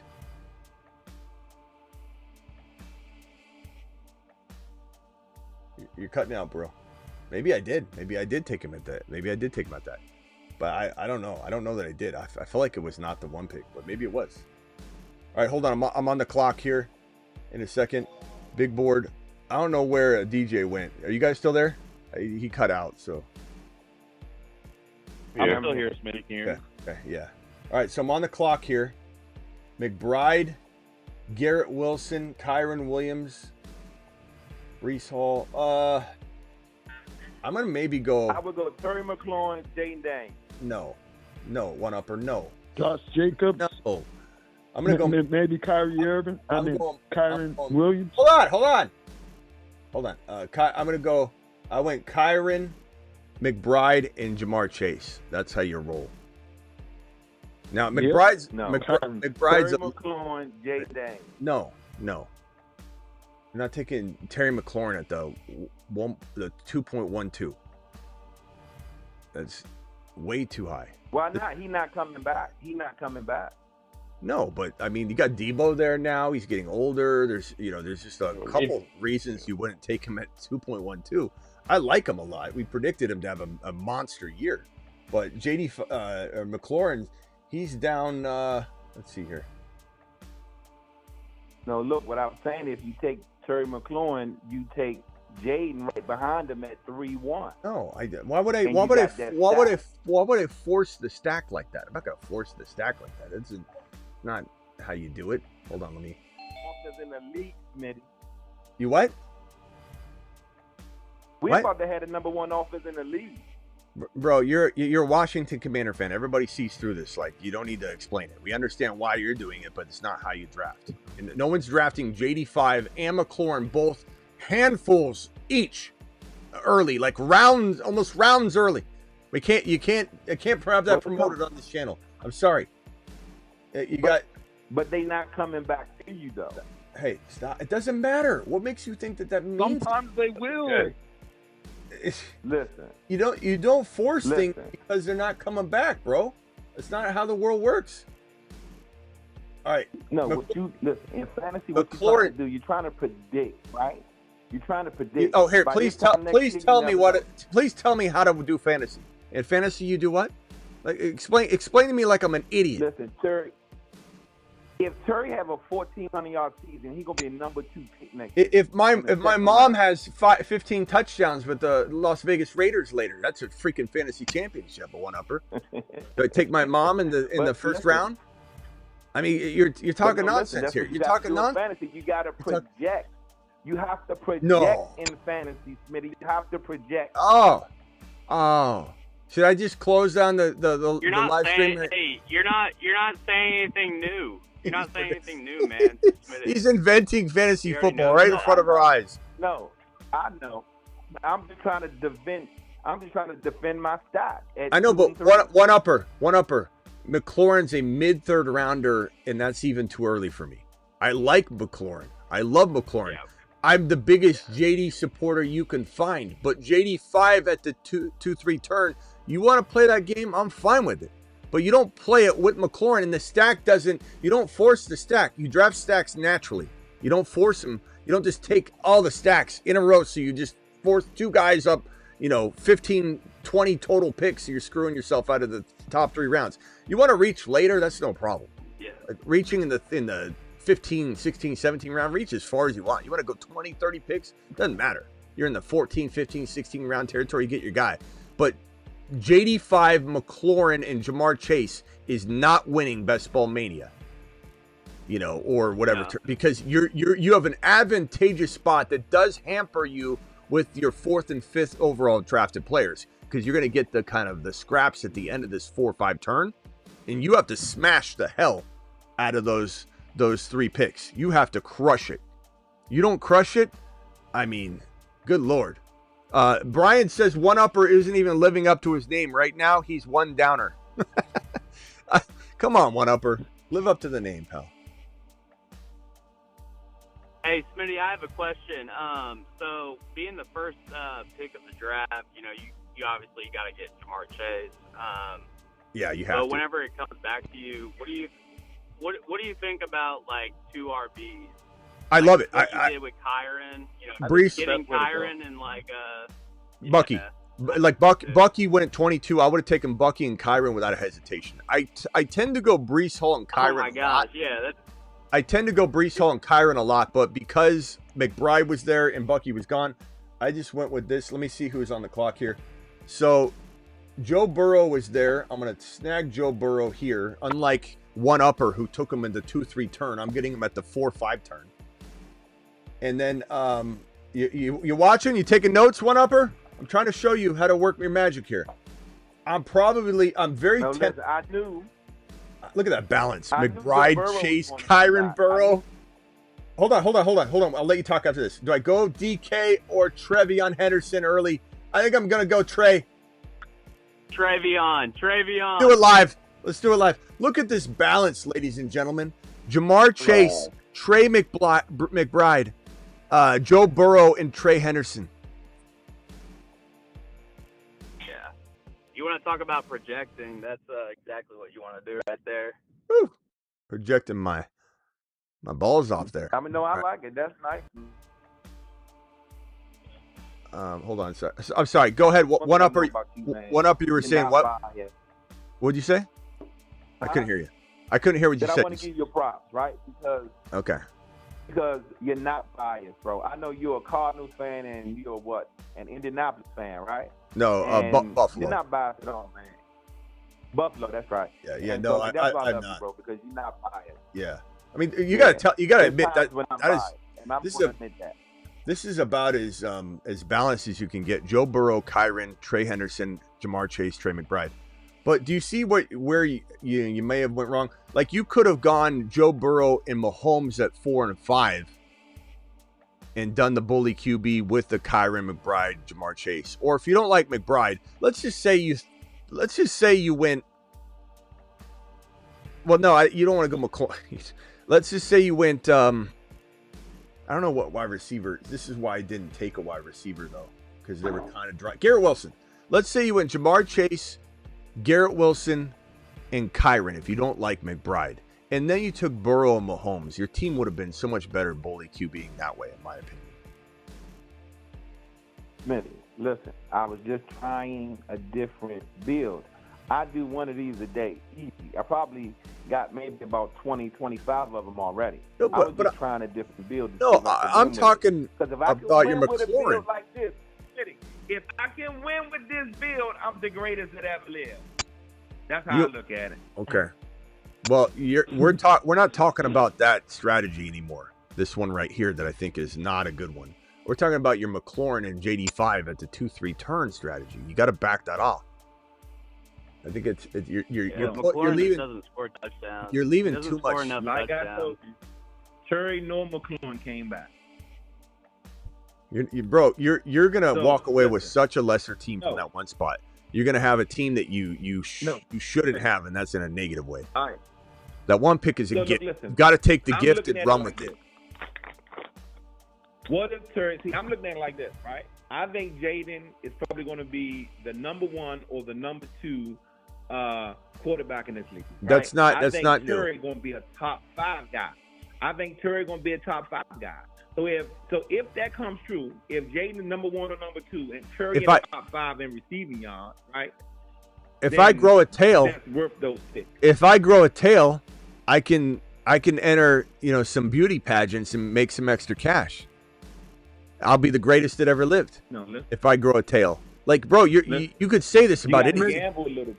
You could say this about literally anything. McLaurin's the number 1 wide or top 5 wide receiver. I will win. Of course you will. But guess what? McLaurin's probably not going to be a top 5 wide receiver. He's sharing touches with Debo now. He's getting older.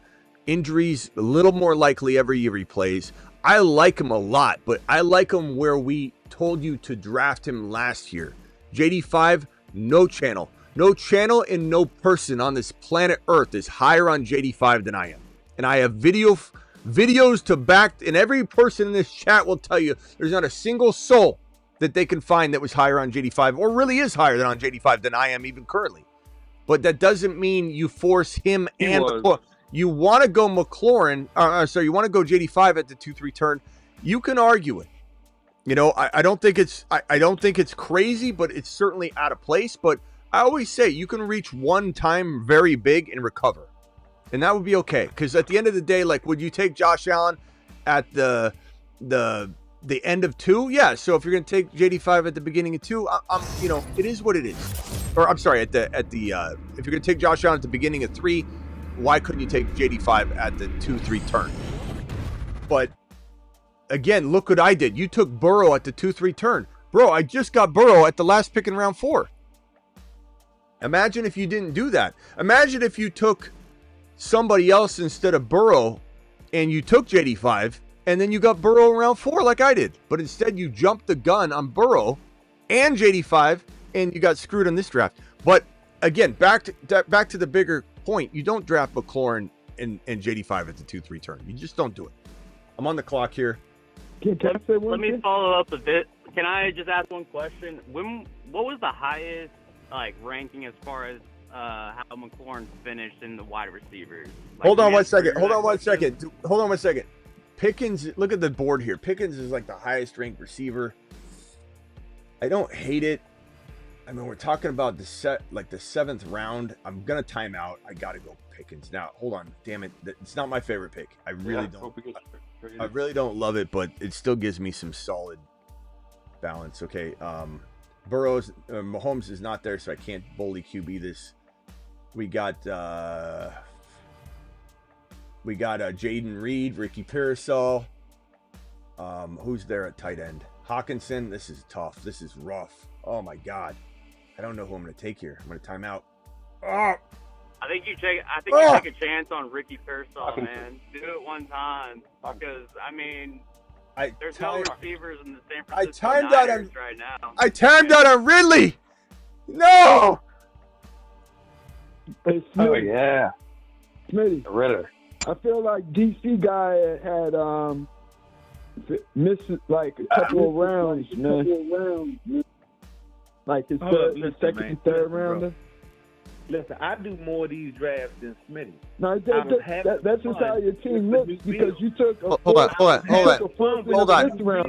I can show you 100 other teams. Hey, bro. one upper. But you took a fourth one and upper. a fifth rounder in the second Kyrie, and third round. hold on. You guys, I got timed out because of this nonsense. I timed out on one of the best teams I've built on this nonsense. One upper, you make statements you can't back up.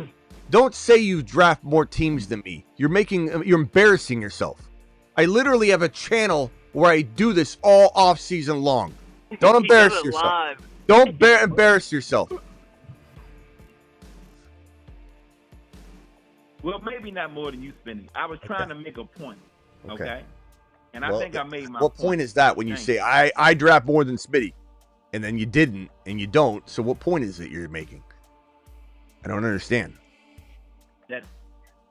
The point is, I do a whole hell of a lot of drafts, and your boy over there that was talking smack, he don't do as much as me. Maybe you do, but he don't. I'm just being obvious with like my whole by thing ADP, is like you took a fourth and a fifth rounder by the ADP. Okay, That's listen, obvious. you don't like the build. You don't like the No, I'm build. just It's all saying good. you I took can show a you fourth a and a team. fifth rounder. I can show you a It's draft. obvious. Right? Those two quarterbacks go in the fourth and fifth round, and you took them at the second and third round. That just makes it look like you ain't got second and third round pick. That's what I'm saying. Look, I rarely agree with Kyrie Boston. I'm going to assure myself that I have the number one points in quarterback play in my whole league all season long. I'm going to win that quarterback position every single week. Freedom and Ilfil blocked the triple X. So did Blico. By the way, you're almost at the triple X. The chat is trying to, just for anybody that knows, Kyrie Boston suffered this last night and he took offense to it. But one upper, if anybody has 3 X's in a row, they get dropped from, I have to hang up on you and you can't call back the rest of the show. It's just a show rule. And the reason I do this is if the audience is done with something and they want to get someone off the phone line, sometimes they do it and they regret it and they want the guy back on the phone line. But regardless, if it happens, nobody take offense to it. We're all big boys here. And you've had 2 X's in a row several times so far, one upper, just to give you a feel for how the chat's disagreeing with you. And you're about to get 3 X's. But Sick Nasty just jumped in the way of 2. I'm not here to make grand. And it would be an honor one upper, I see what you're saying. One upper, I see what you're saying. Just my only question is like, how high has McLaurin finished in the wide receiving group? Like, I mean, what number has he finished? I looked it up. I mean, I don't think he's ever finished top 10. Last year was the highest. Yeah, last year was the never do it though. Just because he's never done it doesn't mean he can never do it. Hey, hold on. Hold on. No, Ziggy, no, I hear you. How old is Terry McLaurin? Hold on, boys. Terry McLaurin is 29 years old and was born on September 15th. So he turns 30 years old before the season starts. Just keep in mind that I'm not saying he can't have one more good year, but this is when Cooper Kupp dropped off. This is a drop-off year for a lot of wide receivers.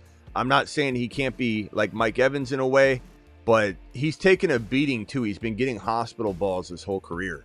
So there is some rhyme and reason to him dropping off at that 30-year-old mark. He's never scored touchdowns at like a high rate. All right, hold on one second, guys. Everybody quiet real quick. I don't want to time out here. Everybody quiet real quick. We got Tyler Warren. I think I've got I've Trey McBride. I have McBride, Jamar Chase, Pickens, Ridley, Kyron, Trevion Henderson, and Burrow. This really went bad with that timeout on Ridley. On deck here, we got Jonnu, we've got Ramondre, we've got Tyler Warren, we got Jalen McMillan, we have ETN, we have Travis Kelce, we got Zach Charbonnet, we got Scattaboo. We're on the clock now. It got real thin real quick. I don't know. Part of me, I got 3 receivers. Maybe I go bold on Sharps. Maybe I go bold on Sharps here. Yeah, I was kind of thinking running back. Yeah, I'm thinking Sharps or Scatabo. I'm gonna go Sharps. Sharps. Scatabo goes to Commanders. Okay, so here's what I did. I just took both of them. So Burrow, Kyron, Trevion Henderson, Zach Charbonnet, Cam Scatterboo. I mean, that running back stable could pop. Ken War, I'm coming for your super chat, bro. I appreciate your $20 hauler. You're the man, bro. So Kyron Williams, Trey Henderson, Charbonnet, and Scatterboo. I got Chase, Pickens, and Ridley and McBride. Could have been a lot better had I not timed out. It's on me. I take full responsibility for not queue. I always tell you guys, queue a player, then go look. And I did. I couldn't find one, though, to be honest. I was like looking to even queue a player. Ken Ward, real quickly, guys. Hey, Smitty, I got offered Sam Laporta, and I'll be giving up Justin Fields and Terry McLaurin in a super flex. I love Fields and McLaurin both, but Laporta is great, and I have to have in Dynasty. What side of the tree would you be on? It matters about your quarterback situation. Number one, I would take Laporta over Terry McLaurin in a heartbeat, 1-for-1 in a Dynasty, because as we just mentioned, McLaurin's probably on borrowed time, and Laporta is a top 3-4 tight end to me in Dynasty. And so I'm very much intrigued by that. I think Fields, could he be a long-term asset in fantasy football or some sort of failure? It's to be determined on how the Jets decide to use him and if they fully unlock him or fix him.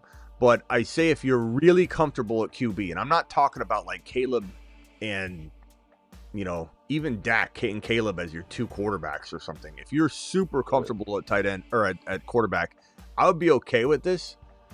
But I think you are overpaying a little bit in Superflex, given that Fields has a lot of potential. He could be a top 7 QB this year. He could be. He could be a top 5-7 QB. He really could. Fields is a beast, and he wasn't unlocked at all last year. So I mean, I don't know. It almost depends on who you have a quarterback. Can you hit me back with the? Go ahead. Yeah, if Fields starts the whole season, he's a top 12 quarterback just because of his running. And then, he's got weapons and Mahomes so he'd have far. to be really comfortable. Mahomes so far, it's a slow draft. So can you get a pick back that'll allow you to get another player? Then this could end up being like Charbonnet and Laporta for that, or Scatterboo and Laporta for like at the end of the day. If you can get something else that gets you that type of player, then I'm smashing the hell out of it. All right, let me go back to the phone line here. Smitty, real quick. Yeah. Real quick, that draft was 3 QBs. It was a big draft, right? It definitely wasn't like the one with you and Justin. It was like a full draft, right? Was it one with it might have been one with Justin, actually. Justin, do you remember, you're on the phone line, right? Was that your draft where I drafted Mahomes? I have the Did you say my name? Yeah, Justin, the draft where I drafted 3 QBs, like 3 elite QBs, was that in a draft with that you and I? No, was that one a 12-man that like we did together, or no? Do you remember? Oh yeah, I think it is. You just it was. I thought it was a 12-man, right? Yeah. Are you That just was a guessing? 12-man, I believe. Are you just guessing though? Okay. Hold on. If so, I can find it quick. I'll let you know if I find it. Well, I can find it really fast because I only have so many 12-man drafts that I did. Okay, so hold on. 12-man draft. I looked at two, and then this is the last one. So it's got to be this one, or it's not one with Justin. Yep, it's not one with Justin. I think it was. I might have sent it to my. I might have screenshot it. I don't know. Damn it. I wish I had that draft. All right, hold on. Let me go around the phone line and let everybody have a chance to speak one at a time, and then I'm going to kick everyone off. So let me go to DJ real quick. DJ, go ahead and you have the floor for a minute or so, and then I'm going to circle around. So, final thoughts. I'll be real quick. And also, I'll have to find that 1.1 Smash show because I had a question about that. But I don't see a world where Shedeur falls out of the first round. Either do I. That's smoke. Either do I. In fact, I wouldn't be surprised if 3 quarterbacks go cert, definitely, and maybe a 4.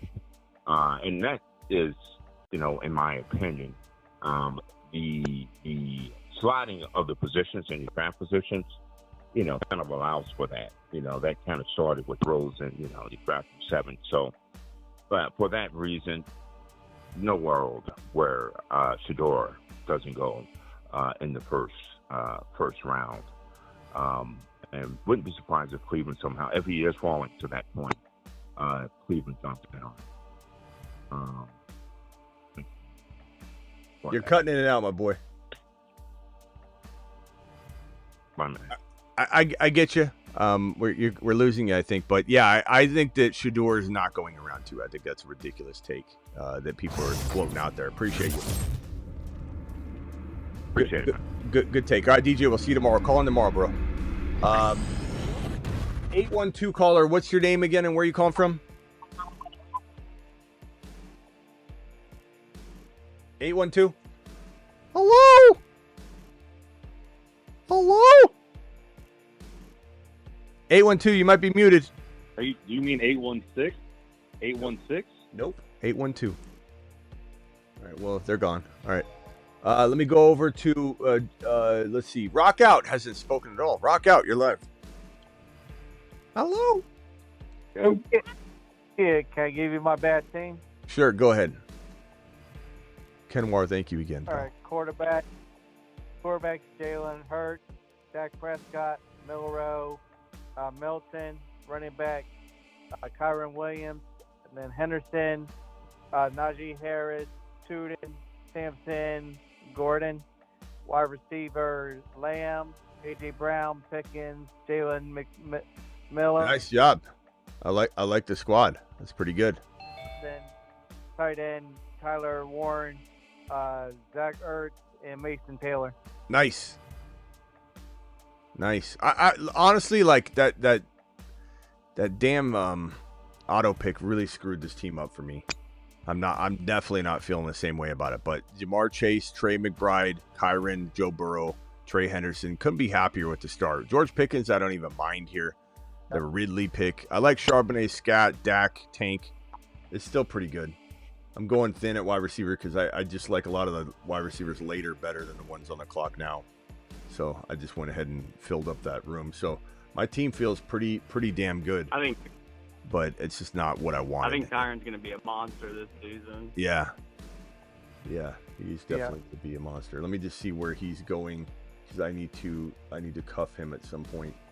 He's down here at 1. This is just for anybody who wants to know how to take a player. And it's very simple. I know this seems really trivial, and I'm sorry if the people are like, this is obvious, Smitty, but some people need this kind of information. If you're like, okay, I like Blake Corum, okay, and you click Blake Corum, I'm just going to cue him. He's going 173, you can see on the ADP, that first column, 173. If you go back to your board view and you go to your pick, all you got to do is look for your next 2 picks, right? So when I come back to this turn, I'm going to have 144 and 145. So my next pick is 168 after that. So I just go to Blake Corum again. He's 173. So I'm pushing it. Like he should be there. You know, if it was with 1 or 2 picks, I probably would take him early. But I think I can maybe get away with letting him fall to that 14-round pick. It's a little bit dicey, though, when you're within like 5 or 6 picks. So you just got to make that call when you're on the clock. But like, let's say Blake Corum's, like, so you're looking at this ADP. I got 144 and 145 coming up, and then the next pick's 168.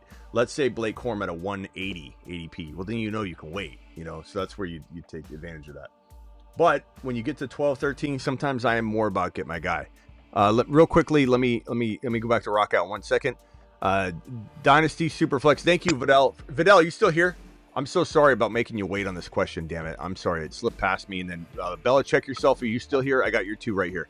Dynasty Superflex. My QBs are Baker. I'll start doing a better job of making sure I don't let a super chat slip past me. That's my fault. I'm so sorry. Dynasty Superflex. My QBs are Baker, Levis, and Tua. Sorry.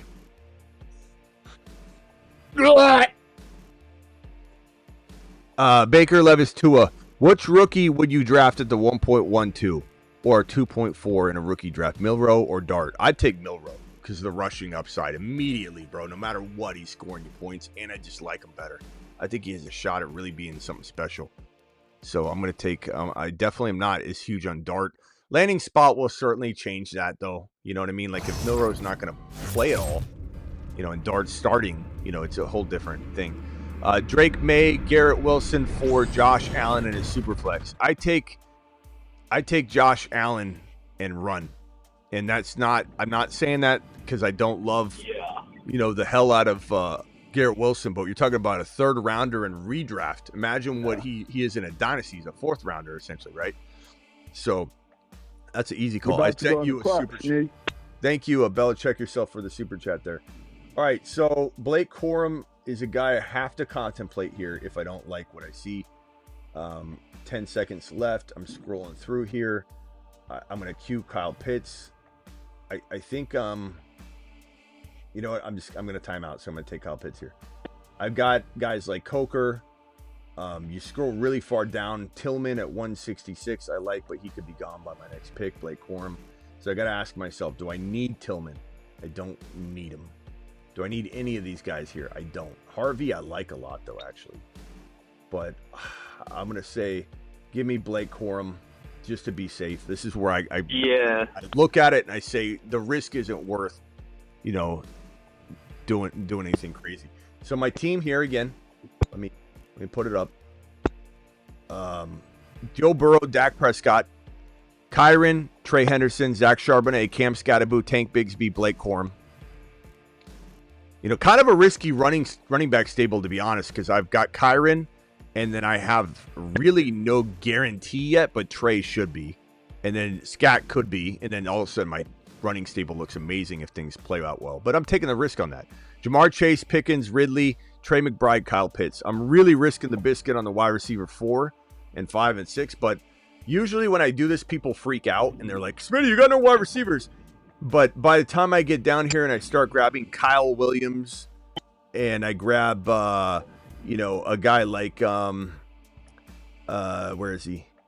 Even Amari Cooper is interesting. Isaiah Bond, Michael Wilson Jr., Yoshi Voss. I mean, there's players there that I believe, in my opinion, are better than Xavier Legette, who's got upside. Adam Thielen, there's upside. Coker, there's upside. I'm going to actually cue Coker.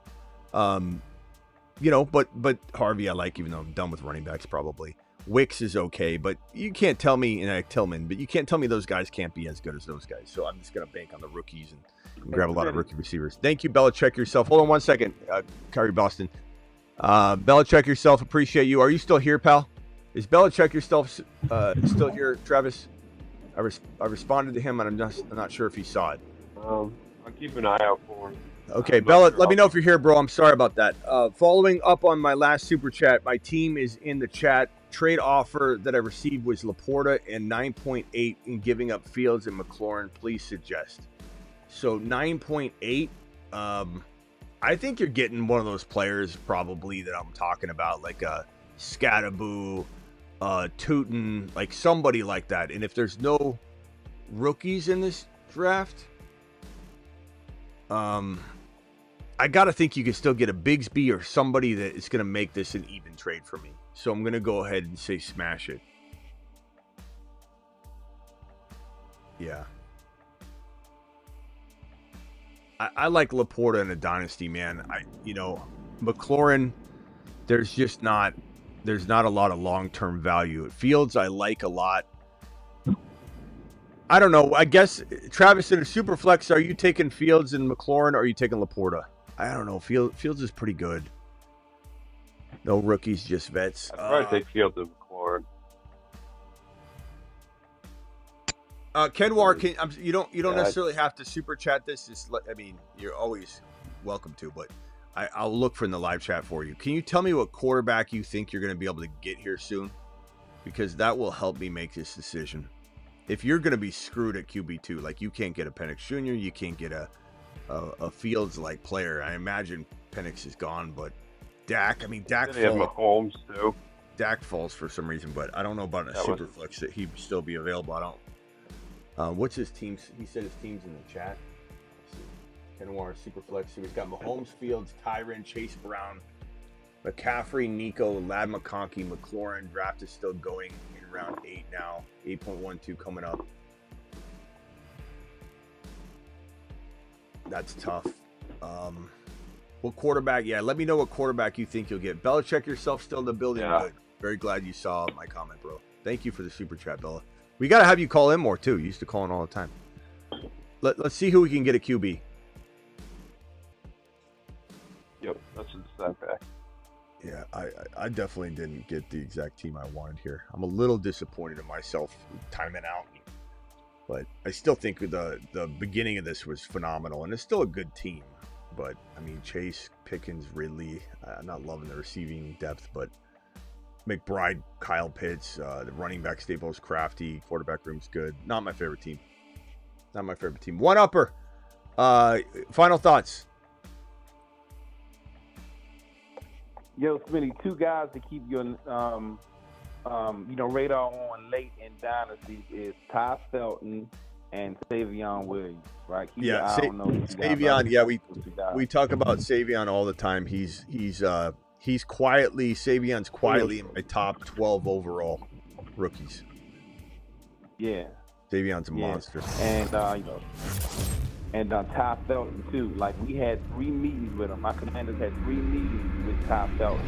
I think they really like him. He's from Maryland. He's a local kid, so keep your radar on Ty Felton. And just want to say, love your show, man, and thanks for taking my call. I don't mind going back and forth with you sometimes, Smitty, but I know this thing just as well as you do. I promise you. You know this as well. You always got to try. You always got to try and one up. Even at the end, he's trying to boom. He's like, I know this as well as you. I should be doing your job. Boom. Hung up on. No call for you tomorrow either. It was going such a good direction. He hadn't done any sort of I'm better than you at all. He was doing so good. It sounded like he was almost apologizing. And at the end, he's like, I can do this as well as you. I should be doing your job. I'm so mad I don't have your job. He's out of here. All right. Canwar answered. It's also a tight end premium. So that. Oh yeah. Tight end premium already done. But yeah, that's. You list. Yo, Smitty. Yeah, I guess you have to. Right? Hold on, Kyrie. Hold on. Yeah, tight end premium makes a hell of a difference. Yeah. Tight end premium, that trade is done. Kyle Pitts or and look at the QBs Laporta's mine. He can still get. The QBs he listed, he can still get. Oh, yeah, I would get Stafford. I would get Stafford for sure. I would definitely get Milton late. Maybe. Yeah, Milton late, Stafford for sure. Milrow. Get Milrow and Milton. Yeah. Sounds like a law firm. Milrow and Milton. Get both of them. Get the associates, Milrow and Milton. I like that trade a lot now. The thing about tight end premium and superflex is they almost wash each other. So if you say, it's superflex though, but it's tight end premium, it brings the trade right back to even. So now it's like it's not even a superflex or a tight end premium in a way. Like you could look at it. So then Laporta is way better than Fields. That's crazy. I went Jalen Coker and Cedric Tillman. So my receivers, I think, are pretty decent considering, but it's definitely not my favorite team. It's not winning. Jamar Chase, George Pickens, Calvin Ridley, Jalen Coker, Cedric Tillman. I feel like I failed this draft. But it is what it is. All right, Kyrie Boston, final thoughts. Make them snap. Can I say one thing? I have a couple of things to say. But first off, I didn't say, hey, Smitty, the first time. The second time I did. But for some reason, it either was echoing from earlier in the conversation. I don't know where that came from, man. It sounded like me, though. You said you hate Smitty? It sounds. I didn't say nothing, and then I heard "Hey Smitty," and you said, "Hold on, Ari Boston." Hey Smitty. The first time. Hate Smitty. Yeah. I didn't say it that time though, but I was like, "Damn, must have been echoed from earlier when I said it." I don't know. Maybe you have the show on in the background. I don't know. It was like a ghost. Ghost came through. But what I was gonna say though was, I wasn't trying to come at DC. I wasn't trying to come at one upper, but He is turn it up. I had to tell him that those were 4th and 5th round picks. I had to just you don't have to apologize. You don't have to apologize. You don't have to apologize for arguing your point against him. He is the one up. No, turn it up. He did it because he's a fan of those. He's a lyrical drafter. Turn it up. I had to point it out. That's a 4th and 5th round pick right there. I'm better than Smitty at everything. Turn it up. He's getting hung up on. Yeah, he always one-upping you. You know, he thinks he's one-upping me. He's only one-upping himself out of the chat in the live show. That's his own fault. He had everything going good. He was like, Smitty, about to hug it out. He's like, I'm last season, though. You at this. I should be in your chair. I remember him from your show last season, but I remember him one-upping you every time. He's not. He's never been here. Oh yeah, DC dude. But he hasn't been here like that. I don't know. I feel like this is an imposter DC dude. Any guy that he used to be. I don't know. Yeah, it is. I don't feel like it's the same guy if it was. I'm really hoping Kyle Williams falls to me here. Fall to me, Kyle. Do it live. And maybe I'll take Shedeur for all the haters out there. Yeah, his voice sounds similar to an earlier person who used to call your show, though. I remember the voice. Kyle, do it live. Kyle Williams, come on, baby. Come on, baby. Do it live. I was thinking the same thing. All right, I got to go. See you later, Kyrie Boston. Thanks for calling in. We'll talk to you tomorrow, pal. Rock out. Final thoughts. I went to you, and then I guess you. Hello? What else you got? Good show. Looking forward to more content. New season. Go Raiders. Thank you, Insighted Mind. Appreciate you, pal. Nice $5 hauler drop. Love it. My boy. My boy. Go ahead, rock out. And Kyle Williams went. Yeah, I'm like one of the biggest like Commanders fans and JD5 fans, but you can never let your fandom get in the way of like overdrafting at a certain point. Let it fall to you naturally. That's what you got to do. That's what we got to do.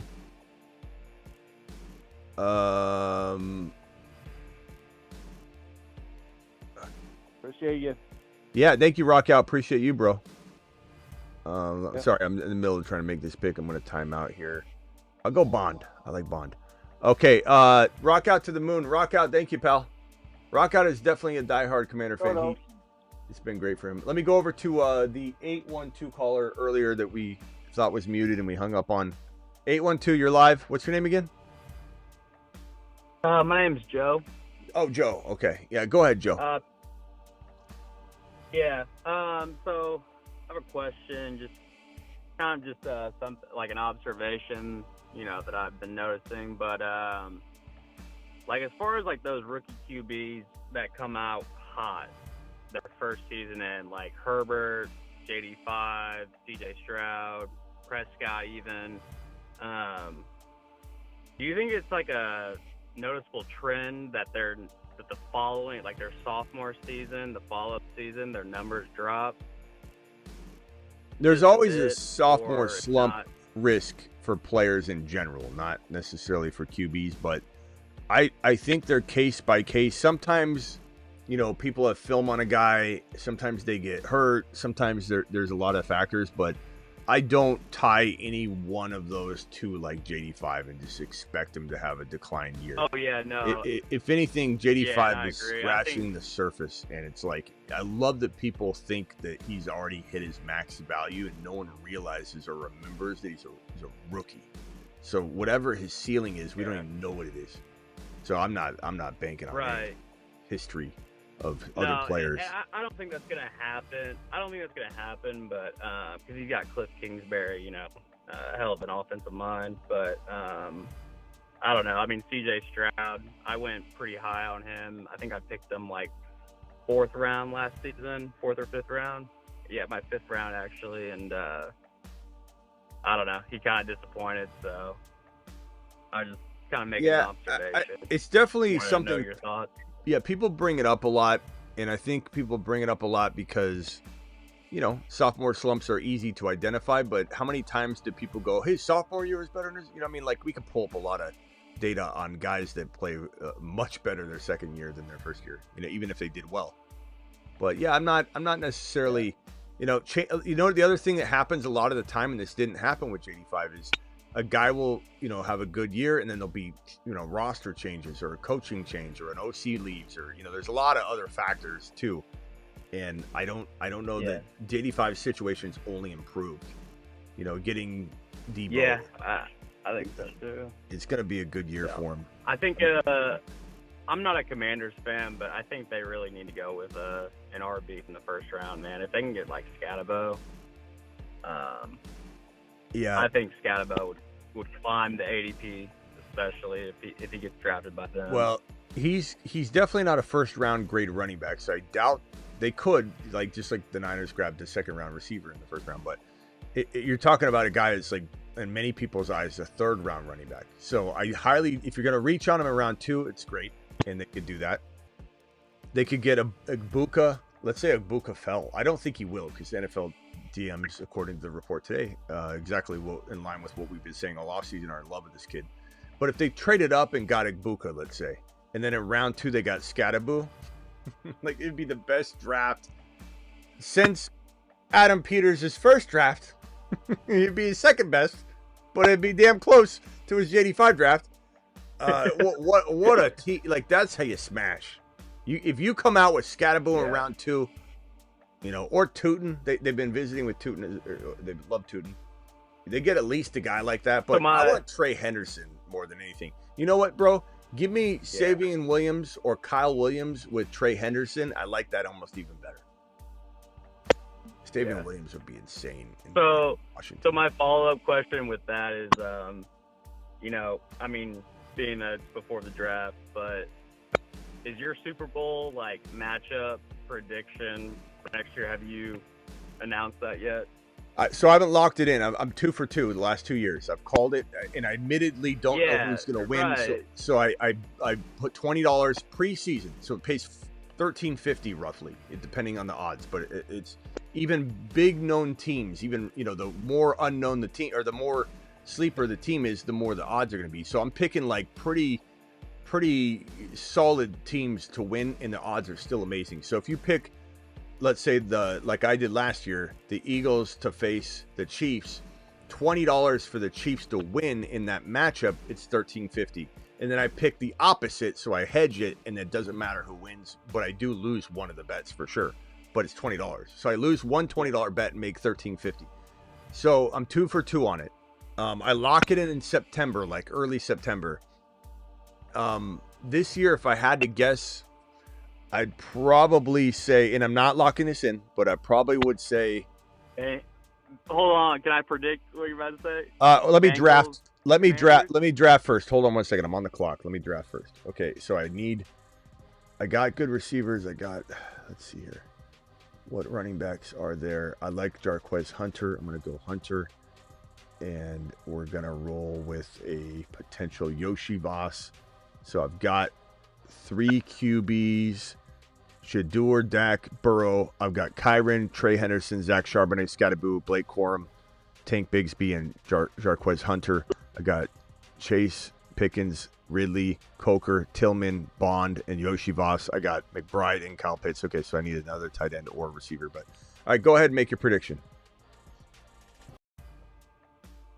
Oh, I'm thinking that it'll be Bengals versus Commanders, or Bengals versus the Eagles. I think the Eagles can get back to that just because their defense is so lethal. Yeah.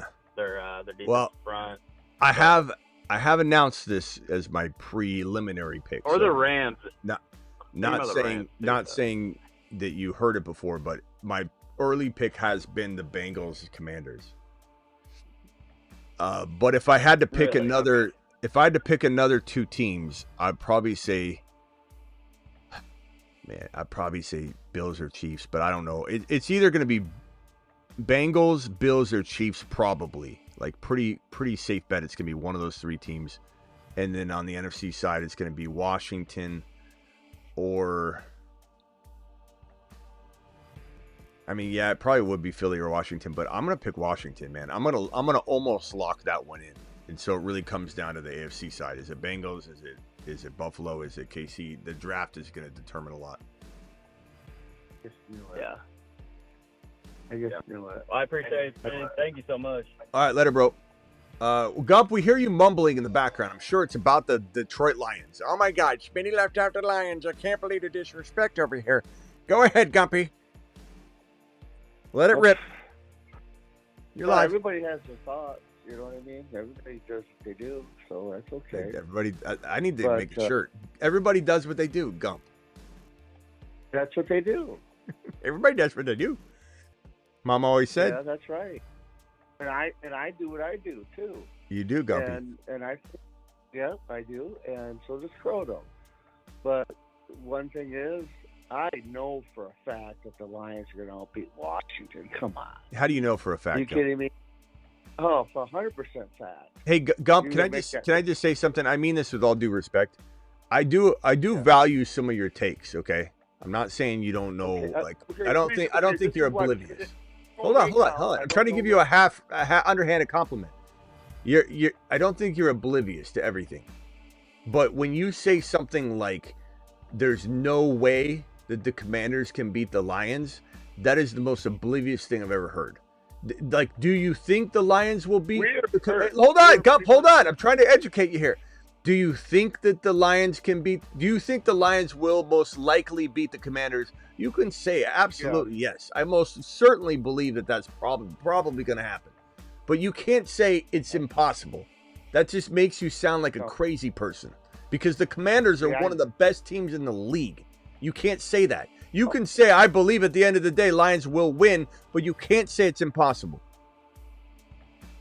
Well, you know how they have that first take show, and I'll give you a take on that whole deal, is they had a lot of injuries. And I think it's a whole new ball game. Like you said, there's a new offensive coordinator that won't put a play out there for the Lions to throw the ball up in the air at the end and lose that first game. And the biggest thing right now, this is a trench draft. The trench draft. Trenches. Who gets what trench player? And then, as far as fantasy, who builds that defense up so that running back has all the time to run the ball because he keeps getting the ball back because of the defense. And Goff is a lot better. Everybody said he's washed up. He's washed. And I couldn't figure out what jersey I was going to get. And I'm going to grab a Goff jersey with a Bucky hat. He said Bucky wasn't as good as when it's saying Goff. I don't see where Goff is. How much he gets paid a year, and Brad Holmes is paying him that much money, and we're saying that he's washed or he ain't as good, or he's not going to get paid that much money. No one's going to give you a bunch of money if you're not that good. They're right there. Hey, Travis, don't block. Hold on a second, Gump. Travis, don't block Live 85, but put Live 85 in timeout. Live 85, don't talk to my mods like that. Okay? Yeah, we got him. Me and Sick Nasty got him. Yeah, don't block him. I want to make sure he has a chance to redeem himself. No. Bro, don't say that to my mods. They work hard. My mods are in here every night trying to keep this a fun environment, as clean as possible. Like, they work really hard, and you say things like that to them. I don't want you to leave Live 85. I know you're a fan of the show. I read some of your other comments, and I appreciate the good stuff. And I want you to totally redeem yourself. I want you to trade that, like we said last night, trade that shaggin' wagon in for a motorcycle, come right back in and do it live and do it well. All right. So appreciate you. Yeah, he had already been timed out by someone else too. So yeah, respect the boys. All right, respect the boys. All right, Gump, any final thoughts? Well, I'm just saying, once all this, we got all the smoke and mirrors, which we all love. We all love the smoke and mirrors and all this and that. And draft grades are given out. But the bottom line is that this is a trench draft. The trenches. It's not a trench draft. It is a draft full of talent up and down the board, Gump. Let's not forget that. A Genty draft. It's a draft where you've got the best running back stable that we've ever seen. Like, you have a chance. Let me put it this way. The Commanders don't have the running attack that the Lions have, but this draft can provide them that. And if they capitalize on trading up to get, let's say, Hampton, or they draft Trey Henderson, or they get Scadaboo later with an Egbuka and a trade up, the Lions are not beating the Commanders this year, if they even beat them now. But if the Commanders get a Trey Henderson or a Scadaboo, all of a sudden this rushing attack is near as good, bro. Well, we really don't know, because the Commanders, the Cowboys, and the Eagles, they're going to beat up each other pretty good. It's going to be a tough tough year as far as the NFC division matchups. But who gets the? I mean, this is a great draft. Who gets the tuggy? Toughest What? schedule. What do you say? They have the toughest schedule. The NFC does. Those NFC teams, they have very tough schedules. All of them do. Even Look at okay. All right, Gump. Anything else? I appreciate you though. Bro. What I'm saying is that the trench draft, like Grant. From Where are my red Michigan, X's? Well, whatever. You don't. Kenneth Grant's pretty good. Gump, I love you, pal, but you're falling asleep on the phone. I don't know if you even know what you're saying. That's right. It's like when I call my mom at 2 a.m. and she's like, "In the disposals for the 4 feeders, and you get the birds in there." I'm like, Mom, I'll just let you go. Make sure you hang up the phone, Ma. Okay? Can I do one more thing? One more thing. If you're wrong about Goff, will you wear the Goff jersey with the Bucky hat on the show? Will you wear it? I don't know, Gump. If I get a P.O. box, I'll let you send it to me. Huh? Well, let me think about it, okay? Gump, bring it up tomorrow. Yeah. Appreciate it. I got to run. It's really late. Listen, why don't you think the Lions are that good? Gump, we've already gone over this. Mind-boggling. Gump, I don't. Mind-boggling. Gump, where did I say the Lions? The gigawatt for the Lions. Gump, listen to me. You're not listening to me. Where did I say the Lions were bad? Where did I say the Lions were bad? I said the Lions. You just said the Commanders and the Eagles. Because the Commanders, so if they're not number one, if they're not first, they're last. What are you, Ricky Bobby? Like, just because I don't like the Lions to win the Super Bowl, and just because I'm worried about them losing Ben Johnson, that means they fall off from being the 1-2-ish team to the 3-4-5. That's still a top team in the NFC, my boy. I've never once said I don't. You're putting words in my mouth. I never once said I don't like the Lions. You're talking to the Jahmyr Gibbs architect. Oh. You're talking to the guy that found Jahmyr Gibbs. I told you about Jahmyr Gibbs, Gump. 13-50. You want to win your 13-50? You bet on the Lions to go to the Super Bowl. Well, I'm 2 for 2, so I think I'll trust myself. Gump, appreciate you. I got to go. Call him tomorrow. You want your 13-50? By the way, here's a team. I haven't looked at it yet. This is in the bigger board, the $100 entry. $100. I thought maybe Travis, the 3 QBs, was in this, but it's not. So JD5 Mahomes, that's a bully QB approach. I like it. Joe Milton kind of mix things up and have something different. Genty Kyron, I haven't looked at this yet. Genty Kyron Kamara, Cam Scattaboo, Blake Corum, Garendo Mason. I like that. Let's see what the receivers look like. AJ Brown, Rashee Rice, Jalen McMillan, Travis Hunter, Whittington. This is clearly when Whittington was in good prime position. Damn it. And then Tyler Warren, Ertz, Gray. That's not bad. That's not bad. I'm just trying to look at some of these teams. I put like dollar signs. Like, I was obviously excited about this team. Let's see what this one looks like. These are the $100 drafts. Mahomes, AR5, and Aaron Rodgers. I don't like that AR5. This is probably really early on, and maybe before Danny. I don't know. Etienne, Genty, Charbonnet, ETN, Bigsby, Garendo Mason. Still a very good running stable. Etienne, Genty. That's hard to get. Etienne, Genty, Sharbs, ETN, Bigsby, Garendo Mason. Worthy, Rice, Waddle, Cooper, Whittington again. This is obviously very early on. Kelsey, likely. You know, I see some of these dollars. Like, I was clearly more excited about these teams when they happened. Was this the one I went through? Oh, this is oh my God! Mahomes, Penix Jr., A-Rod, Etienne, Genty, Kyron. Ooh. ETN, ETN Bigsby. ETN Bigsby, too. DK, Jerry Jeudy, Travis Hunter. There's Whittington again. This must have been very early on. Kelsey, likely. Yeah, I mean, hey, that's pretty. I mean, this is in the $100. This is not the Mania. So there's a lot less entrants in this one. So, like, this could easily win. You know, I need Hunter to step up and Jeudy to step up and DK. But, you know, this is one of those. I'm just trying to find so these are the bigger board where there's 200K in prizes. Let me see if I can find the War Room qualifier. Look at that. I must have really liked this one. Did I put those flags in? Maybe. Mahomes, Shedeur, Dart, Brees, Kyron, Charbonnet, Scatterboo, Bigsby, Corum, Malik Neighbors, Rashee Rice, Egbuka, Travis Hunter, Laporta. That's pretty good. I like that. I must have only did one of those. I've been waiting and kind of I'm gonna smash all. I'm gonna get in early on all of the Best Ball Manias this year.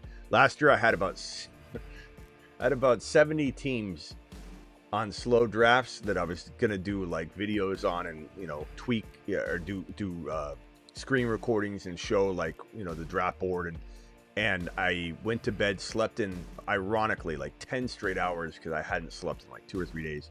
Woke up and the timer went from 8 hours to like the 1 hour, and I had all 70 timeout. I had about 50 to 60 on autopilot through 2 or 3 rounds. I was just like, oh my God, like you got to be careful on that. So last year I got screwed on my percentage because I had like 60, 70 teams that were botched on the Best Ball Mania. Okay, little board 2, we just did those. Little board qualifier. I don't know. Do you remember about how long ago it was, Travis? I'd hate to go through all these. We're trying to find I was trying to remember. I started going through a bunch. I keep doing it. Nothing around tonight or something. Yeah, I don't know. It had to have been. It was a while ago, like over a month ago. I think. I don't think it was recently. It's gonna take like a stab in the dark to find it. Yeah. Look at this team: CD, Bucky, Trey McBride. This team's pretty interesting on the far left there. CD, Bucky, Trey McBride, Rashee Rice, Debo, Patrick Mahomes, Travis Hunter, Bigsby, Cooper Kupp. It's pretty interesting. I wish I could find it. I don't know. I'm pretty sure it was a little board because I think I was a little disappointed that it wasn't a bigger board team. We're looking for the team where I had all three of the top 4 quarters. I could have sworn you like took a picture, a screenshot, or I thought you said you were going to mark it down like in the. Maybe you got sidetracked on the show and never made a note of it on the title or whatever. The underdog. Patrick Mahomes, Dak, Bijan, Kyron, ETN, Bigsby, Garendo, Mason, Tyreek Hill, Rashee Rice. That was early on. It's funny how I identified some of these. I tried to put little stakes next to them. I think I'm going to remember why I did it. Some of these are timed out. A little board. Like, how many little board drafts ago was it then?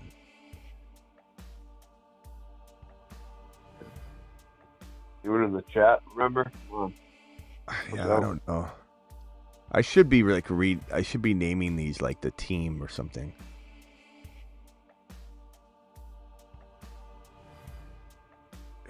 I actually did that last year. I didn't know all of it. Yeah, I do so many. Whoops. I do so many that. Couple players like that. Josh Allen, Mahomes, Shedeur. This team's pretty good. Josh Allen, Mahomes. This is bully QB. Shedeur, Josh Allen, Mahomes. Bucky, Trey, Kenneth Walker, Zach Charbonnet, Garendo, Trevor Etienne. Neighbors, Rashee Rice, Travis Hunter, Jaden Higgins, Coker, Kyle Williams, Yoshi Voss, Naylor, Kelsey, Ingram, Ertz. It's interesting. Yeah, I don't know. Little board. I got all these. I think I already clicked on this one. It's got all these like fire emojis and stuff. I'm like, that's it. No, it's not. Big board. That's not it. It's gonna be so hard to take a stab and find this, and I keep clicking like the same teams. In some cases, I like this one: Mahomes, Dak, Shedeur, Bucky, Hall, Trey Henderson, Charbonnet, Scatterboo, Mason, Tucker, Lamb, Rice. The wide receiver 3 is kind of weak. Cooper Kupp, Jalen Coker, Amari Cooper, Isaiah. Yeah, started off really good. I don't know, man. I'll find it later. I'll hunt through them. I have a lot of bully QBs though with Mahomes. So this one hurts Mahomes, Gibbs, Hall, Monty, Bigsby, Tyreek, Rice, Hunter. This is when I was drafting Tyreek a little bit, and then I'm out now. I won't go near it. It was after that time, right? When you were doing what? Sorry, say that again. The bigger board qualifier, little board qualifier. Never mind. It's all right. I like this little thinking mode. Like this one. No, that one's bad. Dak. Okay, this was the one where I didn't go early quarterback. So Nix, Dak, Penix Jr. Nix, Dak, Penix Jr. Pretty good quarterback room though. I mean, when you think about it, that could be pretty good. Gibbs, Kyron, Monty, Najee, Corum. Gibbs, Kyron, Monty, Najee. That's a hell of a running back stable. Garrett Wilson, Rashee Rice, Debo, Travis Hunter, Kyle Pitts, Higbee.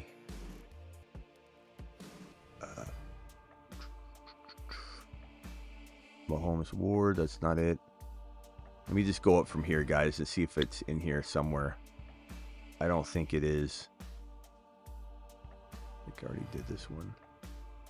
Hurts, Mahomes, Etienne, Kyron, Walker, Sharbs, Scattaboo, Bigsby, Corum, Malik Neighbors, Debo, Hollywood, Coker, Yoshivasi. I take a lot of risks with my wide receiver 3 in some of these. Jaden, Mahomes, Bucky, Hall, Henderson. I keep clicking on some of the same ones. I'm sorry. It's hard. I wish there was a way I won't put you guys through much more. I'm just trying to find it.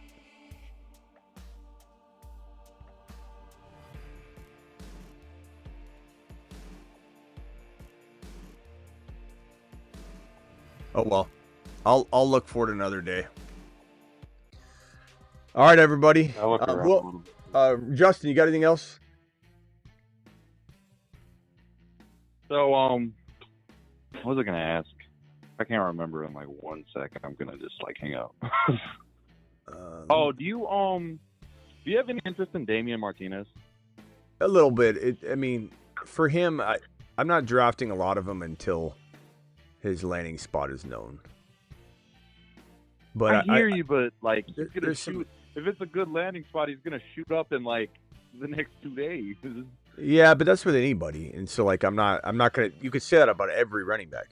So and there's some of them that no, they don't. But when I say that, what I'm trying to tell you is I don't see the talent enough to justify that thinking. So for me, I look at someone like Scattaboo, or even a little bit like Dylan Sampson, especially in Tootin, where they are worth the risk of, okay, their ADP is going to shoot up. I better grab them now. But I don't really feel that way about Martinez. I like Martinez. There's some good metrics on him and stuff, but I don't know that he has quite the a number of teams that believe in him that make me think he's got the greatest odds of all those guys in his territory to get drafted as a starter, bro. There's only a handful of starting spots. Yeah, I feel you. Like he does. I'll tell you, he doesn't have a 3-down skill set. I will agree with you. So how is he going to be? How is he going to? He's not the greatest pass blocker. Yeah, that right there makes me vomit in my mouth. That means his ceiling is limited. Yeah, but that's all I got. I appreciate you, buddy. Yeah, look at a guy like I don't know. I look at a guy like Tootin and Jarquez Hunter more than Martinez. But I like Martinez. I don't dislike him. Like a great landing spot again. I'm down to explore. Drafting the hell out of him. And I understand the risk involved. I'm looking, Travis, to see if I can find it in here. In my, like I sent it to myself, and I thought I could have. Maybe it's in the. Oh, you know what? I might have taken a screenshot. I'll keep looking. All right, bro. Anything else, Justin? No, I'm good, man. Love you. Appreciate you, bro. All right, man. Appreciate it. Thank you. All right, Travis. Final thoughts. I was going to ask the Seattle. Do you think they're more likely to think they'd take a QB in the first, or you think they're more likely to wait till like, I think they have like pick 50, something like that. I just know they talked about teams calling on Howell and then maybe be ready to move away from him. So, which would make sense because he came in with the last coaching group. I think they would take. I think they'll consider taking Shedeur. I don't know that they're taking Dart or Milrow personally. Dart's been kicked around a little bit, but I don't know that I buy it. I'm not sure. I think it's a possibility, but I'd much rather bank on them taking Shedeur or waiting. You know, like if Milrow fell to the second round, sure. And he could. I'm not saying he's going. You know, Yeah. Milrow's not a lock at all to go in the first round. I mean, but he could. I mean, people that think he can't, he's climbing fast in people's boards. So people can hate on him. Yeah, I mean, I agree with you. I like him better than Dart right now. And I said that. And I said that, and we said that kind of as a show in general, and you know, the fact that people crapped all over it. You know, at first they're like Dart over Dart. L Phil dropping the $2 horse as a thumbs up. Thank you, appreciate you. The super sticker with the thumbs up. Appreciate you, my boy. L Phil to the moon. Dak. Let me see if I can find. Bro, where is this damn team? I hope I'm not disappointed when I find it and I don't like it anymore. Because some of these teams, I put like these like stars by them, and like, you know, I put like stakes and fire emojis, and and then I pull it up and I'm like, ew. Okay. I can't find it. I know I'll find it as soon as I end the live stream, but I can't find it. All right, Travis. We'll see you tomorrow. Yeah, thanks, man. You later. Later, man. Yeah, I don't know, guys.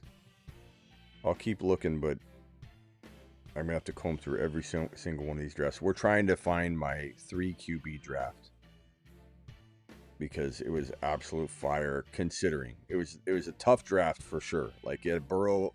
I think it had Burrow, Mahomes, and Hurts in it or something like that. Or Josh Allen, JD5, and Burrow or something. It might have been the 3 bigger ones. I think it was JD5. Maybe Mahomes was one of them. I don't know. I'm trying to find it. I can't find it. I don't know where I have it. I don't know how many weeks ago that was. It was a graveyard shift, so I guess I could go through all my graveyards and find it. That'd probably be easier than what I'm doing. Going through every draft.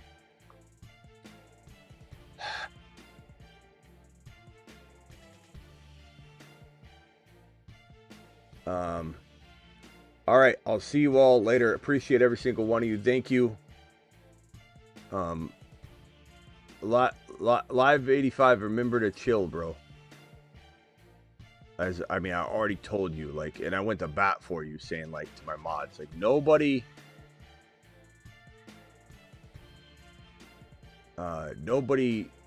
crap on the mods, and nobody block Live 85. Like, I went to bat for you, like definitely stop with the, you know, egging on the mods, please. I'll see you all later. Appreciate you. See you tomorrow. Ill Phil, thank you. Thank you, Super Chatters. Thank you, Ill Phil. Thank you, Insided Mind. Thank you, Kenwar, for the doubles. Kenwar, by the way, Kenwar, I made light of your second $20 hauler as if it didn't even come through. What am I doing? Alert. Super Chat alert. To Jupiter.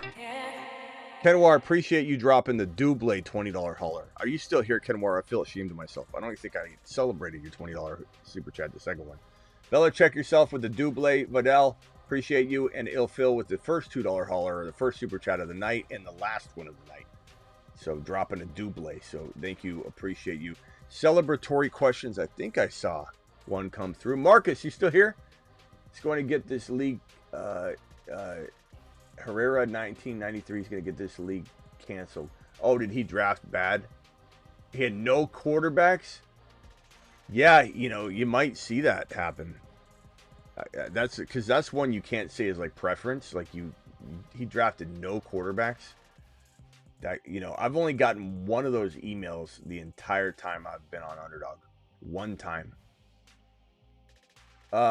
Live 85 says, Travis, you're way too much into the chat. I was just honestly having fun and trying to talk.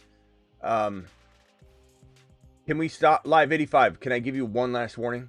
If you love me or love the channel, just stop talking to the mods. Just stop. I don't know how hard it is. I went to bat for you, and I said, nobody block them. Just give them a chance. Tell them what's up. I give my mods full reign. And Live 85, they're supposed to be all up in the chat. That's what he's supposed to do. So can we stop? Can I get an acknowledgement, or do we need to do something further? Because I'm trying to be on your side, and you're not making it easy to defend you. I'll wait for your response before I hit end to be sure that you want to stay here. Come on, bro. Help me out. I'm live Monday through Friday, 8 p.m. Eastern. Also live additionally whenever big news breaks, and also live additionally most midnights at most evenings at midnight Eastern. We didn't play any animations today. Get buckied. Buckied. There are handfuls of Saturn, Mars, and Moon men, but only 8 can be supernovas. I give you the... But that Live 85, that's not what I asked. If you say I love you, Smitty, 100% heart emoji flag. Do you acknowledge that you're going to stop with the mod stuff? Because that's what I'm asking before I press a button to send you into the abyss. And I'm hoping I don't have to do that. So can you acknowledge that you're good on that, on my request? So please let me know while this plays. And if you don't respond, I'll have to decide the other direction. But I don't want to do that. I've been going to bat for you all night. There are handfuls of Saturn, Mars, and Moon men, but only 8 can be supernovas. I give you the 8 best picks in fantasy football. They are the 8 supernovas. They are the 8 supernovas.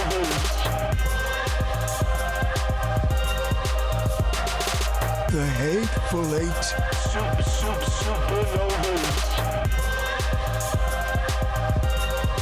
I'm looking at the 8 supernovas.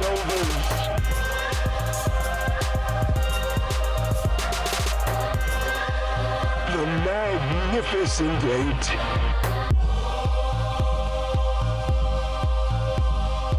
Liftoff of mission 41B, the first flight of the orbiter Discovery. I got my finger over the button, Live 85. I'm waiting for you to say if you want to stay or not. And that you're going to chill on my mods. Let me know. I'm waiting. I don't want to press it, but I'm waiting.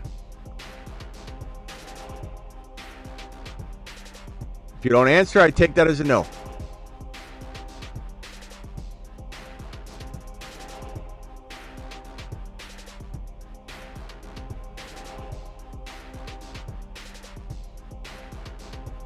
That's not an answer. Okay, you got 10 seconds, Live 85. You're just throwing flags and 100s up. Let me know you understand. You've been throwing that up all night. That doesn't acknowledge it. 10, 9, 8, 7, 6, 5, 4, 3. This is very unfortunate. 2, 1. Goodbye, Live 85. I tried my very, very best. I really did. But you refuse to acknowledge it or write anything to acknowledge you would be cool. Until next time, get Bucky. Not for you, because I'm hitting this button right now because you decided not to answer the damn question. See you all later. Appreciate you. He gave a thumbs up. I like how he can't even type it, though. He's like...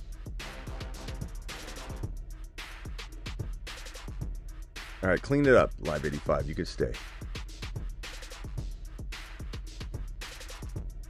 Deuce.